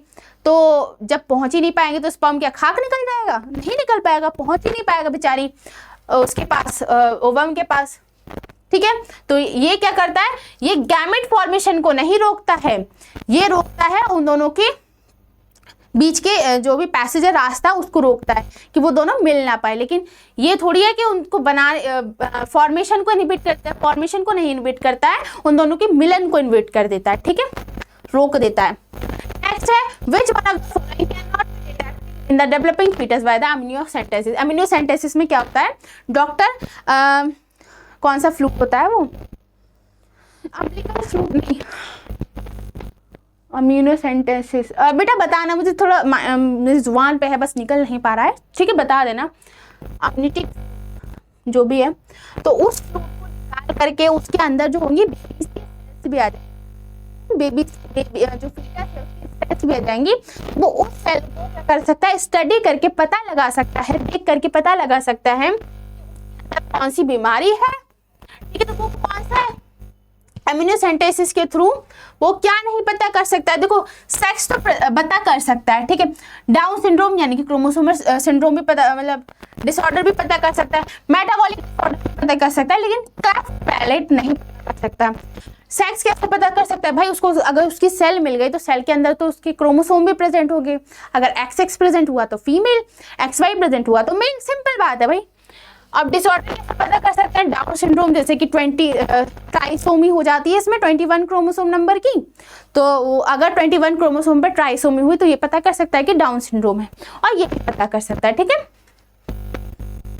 नेक्स्ट है, which one of the following statement is not correct about the testis. Testis के बारे में कौन सा करेक्ट नहीं है। टेस्टिकुलर ट्यूब्यूल्स में इस टेस्टिस के अंदर हमारे 250 कंपार्टमेंट होते हैं, 250 टेस्टिकुलर लोब्यूल होते हैं। हाँ भाई ये लो, इस टाइप के 250 होते हैं। ठीक, होती मैम बना ही देते, बना ही पूरा डायग्राम। हाँ बेटा बना देंगे, हम तो खाली है पूरा। हाँ चलो ठीक है, ये हम बनाते हैं टेस्टिस। थोड़ा जल्दी जल्दी में डायग्राम बनाते हैं। आइए, इससे ना एक और क्वेश्चन क्लियर होगा, बताएंगे वो कौन सा क्वेश्चन है डायग्राम से। ये हमारी बना दी एपिडिडाइमिस, और ये नीचे से जो है गया ये हमारा वास्कुलर। ठीक है, अब देखो रफ है थोड़ा डायग्राम, बट कॉन्सेप्ट क्लियर हो जाएगा। तो 250 कंपार्टमेंट होते हैं। हाँ मैम 250 होते हैं, आपने 3 बनाए क्योंकि मैं 250 नहीं बना सकती ऑफ कोर्स। ठीक है, spermatogonia are the immature male germ cell. हाँ भाई, स्पर्मेटोगोनिया ही आगे चल के मेल जर्म सेल बनाती है। ठीक है, विड्थ ऑफ टेस्टिस, बेटा विड्थ नहीं होती है, ये लेंथ होती है, ये लेंथ होती है। विड्थ जो होती है वो 2.5 सेंटीमीटर होती है, लगभग इतनी ही होती है। तो ये इनकरेक्ट है, तो यही हमारा आंसर हुआ क्योंकि इसने इनकरेक्ट ही पूछा था। Testis are extra abdominal in the male human males. हाँ, एक्स्ट्रा एब्डोमिनल कैविटी के अंदर प्रेजेंट होती है ना। अब नेक्स्ट है find out the option which represent incorrect match. जो इनकरेक्ट है उसको बताओ। सर्टोरी सेल्स है, सेमनीफेरस ट्यूब्यूल्स का ये है, मैं बना रही हूँ पूरा टीएस करके देखा हमने। इसके अंदर हमने लेडिक सेल्स देखी। मैं ना वाइट कलर से कुछ और बनाऊंगी। ये लेडिक सेल्स है। इसके अंदर कुछ मैंने व्हाइट कलर से सेल्स बनाई है, वो क्या है वो बताऊंगी अभी। तो इसने कहा है ये मैंने सर्टोली सेल्स बनाई। ठीक बेटा, न्यूक्लियस समझ लेना कि इन सब के अंदर न्यूक्लियस भी है ना, मैं न्यूक्लियस नहीं बना रही हूँ, ये मैंने बनाई, सब में होती है। तो मैंने स्पर्मेटोगोनियम सेल बनाई, ये मैंने स्पर्म बना ली। ठीक है, ये सर्टोली सेल्स हैं। अब जो सर्टोली सेल्स होती है वो न्यूट्रिशन प्रोवाइड करते हैं। हाँ मैम, ये वाली बात बिल्कुल करेक्ट है। अब मैम जो मेल जर्म सेल होती है वो मियोटिक डिवीजन करके, यानी कि स्पर्मेटोगोनियम की ही बात कर रहे हैं, ये मेल जर्म सेल वो मियोटिक डिवीजन के थ्रू ही स्पर्म बनाती है। हाँ मैम, हमने स्पर्मेटोजेनेसिस पढ़ी है तो उसमें ऐसा ही होता है। ठीक है, ये बात भी ठीक है, लेकिन उसने पूछा इनकरेक्ट क्या है। Interstitial cells secrete the androgen. हाँ भाई, इंटरस्टिशियल सेल्स क्या होती हैं, वो हमारी लेडिक सेल्स होती हैं। लेडिक सेल, ये ई बनाया मैंने। हाँ, तो लेडिक सेल्स होती है वो एंड्रोजन सिक्रीट करती है। हाँ मैम, ये भी सही है, लेकिन इनकरेक्ट पूछा है तो इनकरेक्ट बताओ। Immunological competent cells present in the seminiferous tubules. नहीं मैम, हम जब फैगोसाइटोसिस जब हमने टीएस देखा था सेमिनिफेरस ट्यूब्यूल्स का, तब हमने इंटरस्टिशियल स्पेसेस में कुछ वाइट कलर की सेल्स देखी थी, जो कि हमारी नेमिंग लिखी हुई थी कि वो फैगोसाइटोटिक सेल्स हैं जो फैगोसाइटोसिस कर सकती हैं। ठीक है, या फिर हमने WBCs भी देखी थी, मतलब WBCs तो ऑफ कोर्स वो भी फैगोसाइटोसिस कर सकती हैं। ठीक है, तो ये क्या करती हैं, बैक्टीरिया या कुछ भी पैथोजन आया तो उसकी फैगोसाइटोसिस करती हैं, यानी कि उसको खा जाती हैं, जिससे कि और उसको बीमारी फैलाने से रोक देती हैं। तो वो क्या प्रेजेंट है सेमिनिफेरस ट्यूब्यूल के अंदर? नहीं मैम, सेमिनिफेरस ट्यूब्यूल तो ये रहा गोल सा, इसके अंदर तो नहीं है, वो तो बाहर इंटरस्टिशियल स्पेस के अंदर प्रेजेंट है। तो यही हमारा इनकरेक्ट था, इसलिए मैंने ये डायग्राम बनाया। देखा मैं कितनी स्मार्ट हूँ, बताना जरूर कमेंट में, मैं हूं ना हूं स्मार्ट। ठीक है, जज करके बताओ। नेक्स्ट है हाउ मेनी स्ट्रक्चर आर इंट्राटेस्टिकुलर। इंट्राटेस्टिकुलर मतलब कि टेस्टिस के अंदर कौन कौन से स्ट्रक्चर्स प्रेजेंट होते हैं। अब वो डायग्राम काम में आएगा जो मैंने रफ सा बनाया था। अरे अरे अरे, मेरी मेहनत का डायग्राम कहाँ गया? ठीक है, ये क्या है, सेमिनिफेरस ट्यूब्यूल्स जो कि हमारे टेस्टिस के अंदर है। ये क्या है, येलो कलर से रेटी टेस्टिस जो हमारे टेस्टिकुलर टेस्टिस के अंदर है। ये क्या बनाया है मैंने, वासा फ्रेंशिया व्हाइट कलर के जो हमारे टेस्टिस के अंदर प्रेजेंट है, ऑफ कोर्स प्रेजेंट है। अब जो ब्लू कलर से बनाया वो टेस्टिस के बाहर प्रेजेंट है, ऊपर की तरफ। हाँ, वो क्या है, एपिडिडाइमिस और वास डिफरेंस। तो क्वेश्चन ये है कि टेस्टिस के अंदर कौन कौन सी चीजें प्रेजेंट हैं। तो टेस्टिस के अंदर अभी हमने देखा रेडी टेस्टिस है 1, वास डिफरेंशिया है 2, एपिडिडाइमिस है नहीं मैम, वास डिफरेंस है नहीं मैम, ओ सॉरी एपिडिडाइमिस हाँ दोनों नहीं है, और इजैकुलेटरी डक्ट भी नहीं है जो कि बाहर होती है। जब वो सेमिनल वेसिकल से वास डिफरेंस मिल जाती है तो वो कॉमन डक्ट बनाती है जिसको हम इजैकुलेटरी डक्ट बोलते हैं। ठीक है, तो ये दोनों ही हमारी इंट्राटेस्टिकुलर स्ट्रक्चर्स हैं, तो इस वजह से 2 इसका आंसर होगा, मतलब पहला वाला आंसर होगा और आंसर है 2। ठीक है, which one of the following gland release, क्या रिलीज करती है, lubricant at the time of coitus, मतलब जब सेक्सुअल इंटरकोर्स होता है उस दौरान लुब्रिकेंट यानी कि चिपचिपा पदार्थ कौन सिक्रीट करती है, जिससे कि जो सीमेन हो जाए वो बहुत ज्यादा चिपचिपा हो जाए। ठीक है, तो कौन सिक्रीट करती है, वो हमारी सिक्रीट करती है बल्बोयूरेथ्रल ग्लैंड, जो कि होती है हमारी पेयर होती है, ये भी पेयर होती है, लेकिन जो प्रोस्टेट ग्लैंड होती है वो सिंगल होती है। ये जो सेमिनल वेसिकल होती है वो फ्रक्टोज सिक्रीट करती है, फ्रक्टोज सिक्रीट करती है। ठीक, बल्बोयूरेथ्रल ग्लैंड वो लुब्रिकेंट यानी कि म्यूकस सिक्रीट करती है, और जो प्रोस्टेट ग्लैंड होती है वो क्या सिक्रीट करती है, कैल्शियम और कुछ एंजाइम्स, ये भी कुछ एंजाइम सिक्रीट करते हैं जो आगे स्पर्म के लिए हेल्पफुल है, ये भी एंजाइम सिक्रीट करते हैं। ठीक है, ये एम्ब्रियो क्यों लिख रही हूं मैं, ये क्या हो गया, एंजाइम एम्ब्रियो याद करते करते बोलते बोलते मुझे एम्ब्रियो लिख रही हूँ बार बार। ठीक है, तो एंजाइम सिक्रीट, इसका आंसर क्या जाएगा, second one is the correct answer, और साथ में आपने उसकी और भी चीजें जान ली है, बुराई नहीं है जानने में। ह्यूमन फीमेल की ओवरी जो होती हैं वो प्राइमरी सेक्स ऑर्गन होती हैं। मैम मैंने प्राइमरी सेक्स ऑर्गन भी पढ़ाया, सेकेंडरी पढ़ाया, क्यों, क्योंकि मैंने पढ़ाया ना ऑफ कोर्स। ठीक है, तो प्राइमरी सेक्स ऑर्गन और सेकेंडरी सेक्स ऑर्गन बोथ, मतलब दोनों बताए हैं कि क्या क्या होते हैं। तो प्राइमरी सेक्स ऑर्गन ऐसे ऑर्गन्स होते हैं जो गैमेट फॉर्मेशन करते हो। ठीक है, तो और साथ में हार्मोन्स भी सिक्रीट करते हो, तो वो प्राइमरी सेक्स ऑर्गन कहलाते हैं। तो फीमेल का ओवरी जो होती है प्राइमरी सेक्स ऑर्गन होती है। वजह क्या है इसकी, क्योंकि वो फीमेल गैमेट भी बनाती है, सेक्स ऑर्गन भी बनाती है। तो हमारा आंसर क्या जाएगा, option number 1 and 2 is the correct, यानी कि मेथड 1 इज करेक्ट। ठीक, अब नेक्स्ट है हमारा find out the incorrect match. हमारा जो गलत है वो उसको बताना है। जो हमारा एम्पियोला होता है वो widest part of fallopian tube होता है। मैम थोड़ा याद करने दो, मैम याद नहीं आ रहा, तो देखो याद क्यों नहीं आ रहा, पढ़े ही नहीं हूं। अरे अरे अरे,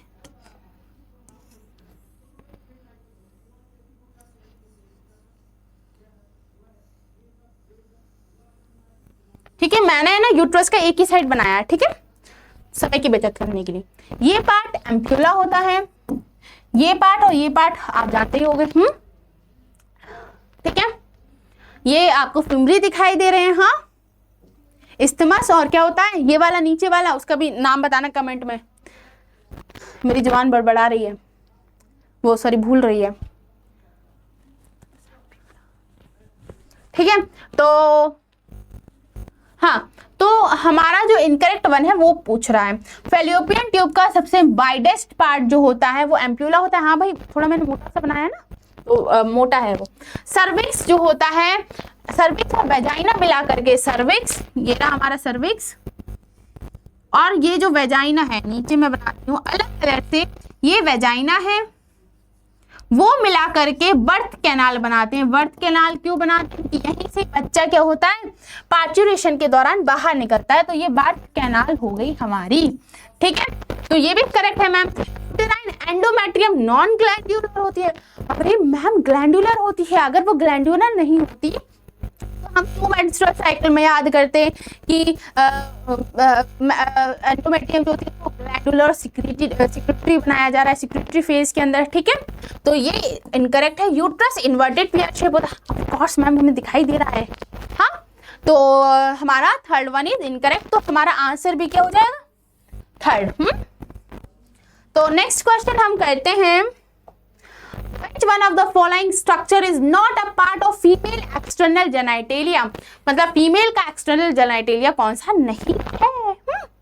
तो देखो हम थोड़ा डायग्राम बना लेते हैं।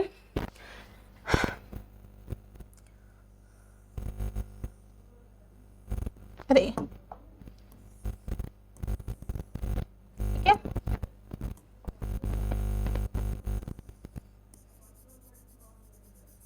ठीक है,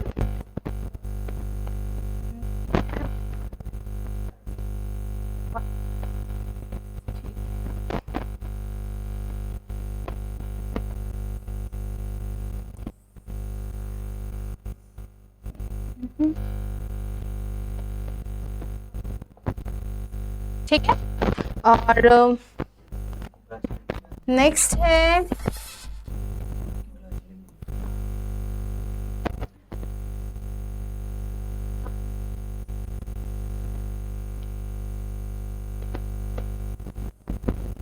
ठीक है, तो ये रहा, ये लेबिया मेजोरा है ऊपर की तरफ, जिसपे हेयर प्रेजेंट, पे भी कुछ हेयर प्रेजेंट माइट मेजोरा के ऊपर। तो ये लेबिया मेजोरा है, लेबिया मेजोरा।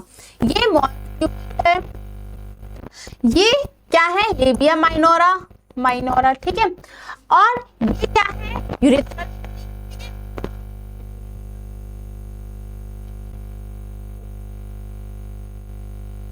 ये क्या है, ये है वेजाइनल ओपनिंग, जिसपे हाइमेन बना हुआ है, जो पार्शियली कवर्ड है, वेजाइनल ओपनिंग। और ये जो है वो क्या है, क्या है ये, क्लिटोरिस,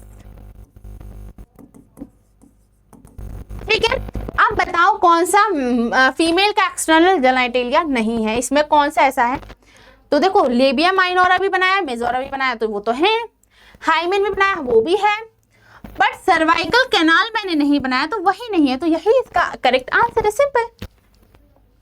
नेक्स्ट क्वेश्चन है, which hormone regulates spermatogenesis and also bind to the receptor of Leydig sales.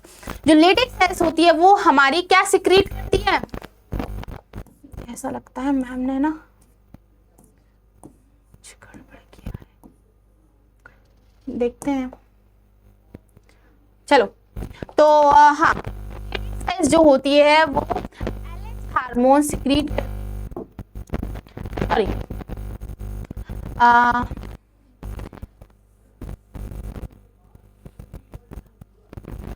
Which hormone regulates spermatogenesis and also binds, अच्छा कौन सा, अच्छा समझ गई, स्पर्मेटोजेनेसिस है और उसको कौन रेगुलेट करता है, और आल्सो बाइंड करता है लेडिक सेल से।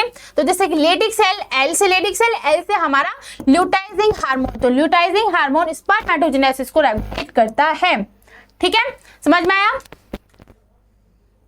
नेक्स्ट है हमारा, which statement is not true about the oogenesis, oogenesis से कौन सा ट्रू नहीं है, oogenesis से रिलेटेड। तो फॉलिकुलर एट्रेसिया जो होता है due to the apoptosis, apoptosis की वजह से होता है फॉलिकुलर एट्रेसिया, ठीक। और granulosa cells form 2 layers, theca interna and theca externa, ये बात ठीक है ऊपर वाली। नीचे वाली जो बात लिखी हुई है, ग्रैन्युलोसा सेल्स जो होती है वो 2 लेयर्स बनाती है, थीका एक्सटर्ना और थीका इंटरना, नहीं बेटा, थीका ही बनाती है, थीका एक्सटर्ना और इंटरना, तो ये इनकरेक्ट है, इसलिए ये आंसर बना। नेक्स्ट है, cumulus oophorus is derived from the layer of granulosa cells surrounding the oocyte. oocyte starts in second meiotic division before being released from the ovary. हाँ, ये तो पता है तुम्हें,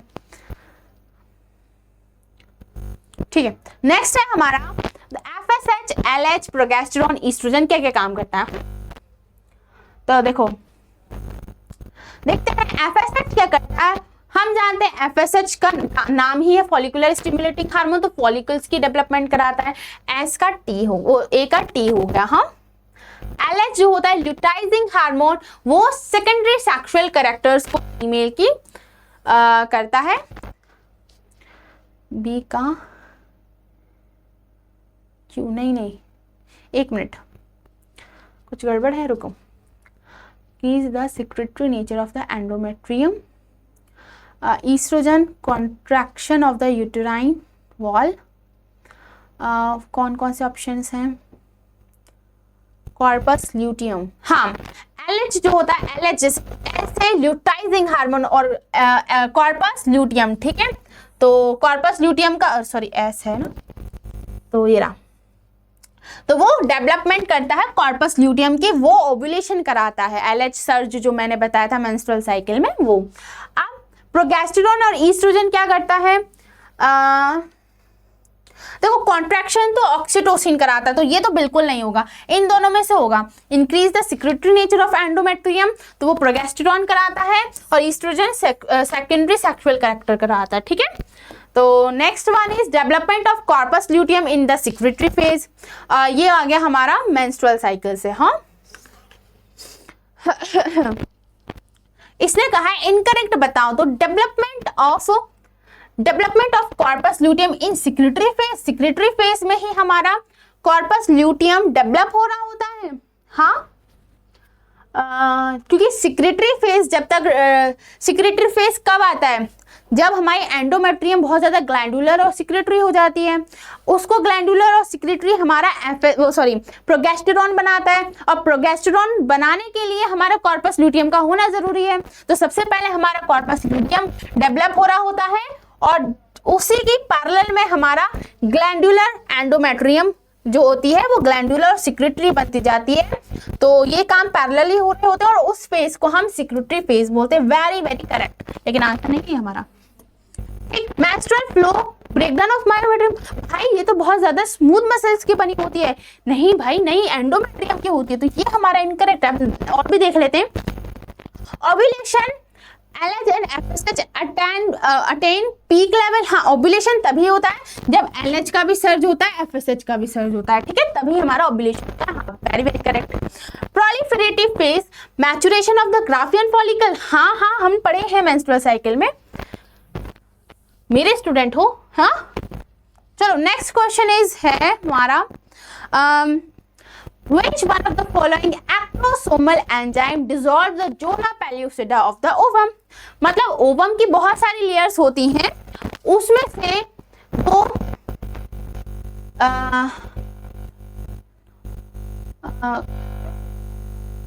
एक्रोसोमल एंजाइम ओवम की कौन सी लेयर को डिसॉल्व करता है, क्वेश्चन ये बोल रहा है। तो इसके नाम से पता चल रहा है एक्रोसोमल एंजाइम हमारी एक्रोसीन डिसॉल्व कर रहा होगा, नाम से पता चल रहा है, ठीक है। Corona penetrating enzyme corona radiata का हाइल्यूरोनिडेज, मैंने बताया था ना सब कुछ, तो बीच में स्पीसीज थे उसको डिसॉल्व करा होता है। Placenta act as an endocrine structure and produce several hormones like, जो प्लेसेंटा होता है वो एक्ट करता है एंडोमेट्रियम स्ट्रक्चर की तरह एंड प्रोड्यूस करता है हार्मोन। हाँ मैम एंडोमेट्रियम की तरह एंडोक्राइन की ग्लैंड की तरह वर्क कर रहा होता है, क्योंकि वो हार्मोन भी सिक्रीट कर रहा होता है, ठीक है, और वो कुछ मतलब हार्मोन सिक्रीट करता है, ठीक। अब वो हार्मोन्स होते हैं हमारा HCG, HPL, oestrogen, progesterone and LH। अब उसने क्वेश्चन ये कहा है कि वो कौन से सिक्रीट करता है, हाँ यू रहे ऑप्शन ना। हाँ तो देखो उसने कहा है कि कौन कौन से वो हार्मोन सिक्रीट करता है, HCG भी सिक्रीट करता है, HPL भी सिक्रीट करता है। मैम इनके फंक्शन भी लगे हैं तो बता दीजिए। HPL क्या करता है, ये मिल्क फॉर्मेशन में हेल्प करता है, हाँ लैक्टेशन में, मिल्क मतलब लैक्टेशन, लैक्टेशन में हेल्प करता है। और ये क्या करता है, ये कॉर्पस ल्यूटियम को मेंटेन करता है, हाँ कॉर्पस ल्यूटियम को मेंटेन करता है।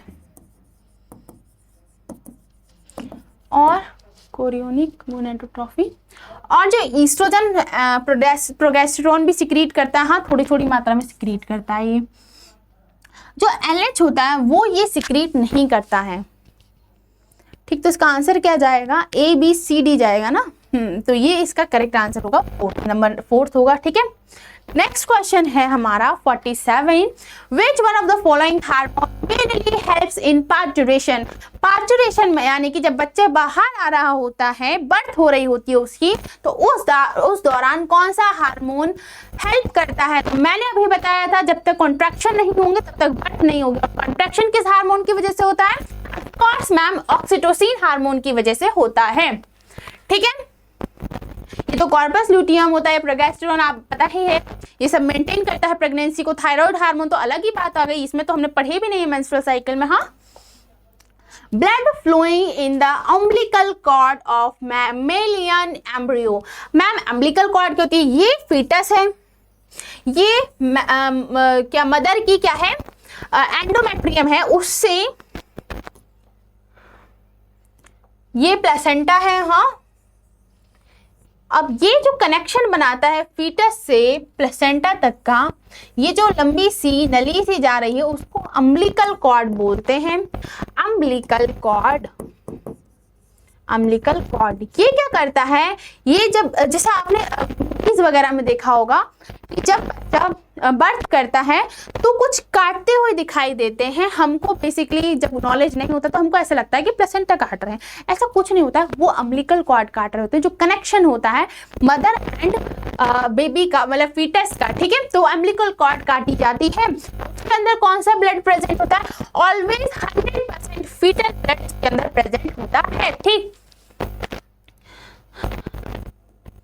अब नेक्स्ट है ड्रग सच एज, नहीं ये वाला नहीं,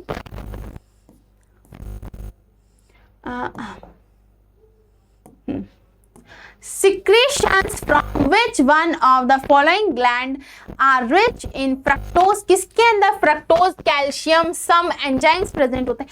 हमने पढ़ा था मैम कि फ्रक्टोज जो होता है वो सिर्फ और सिर्फ एक ही ग्लैंड सिक्रीट करती है जिसका नाम है सलाइवरी ग्लैंड।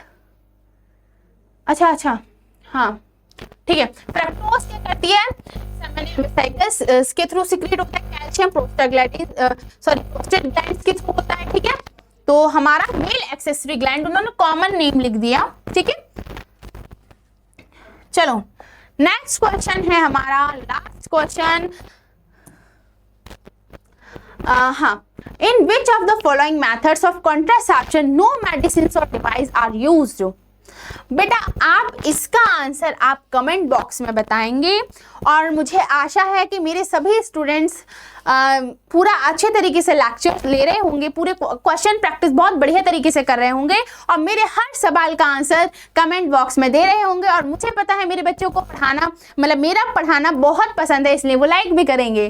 ठीक है, थैंक यू फॉर वॉचिंग। ठीक है प्यारे प्यारे स्टूडेंट्स, ठीक है, अच्छे से आंसर दे देना, बढ़िया तरीके से पढ़ो, बढ़िया फुल स्कोर लाने चाहिए आप। ठीक।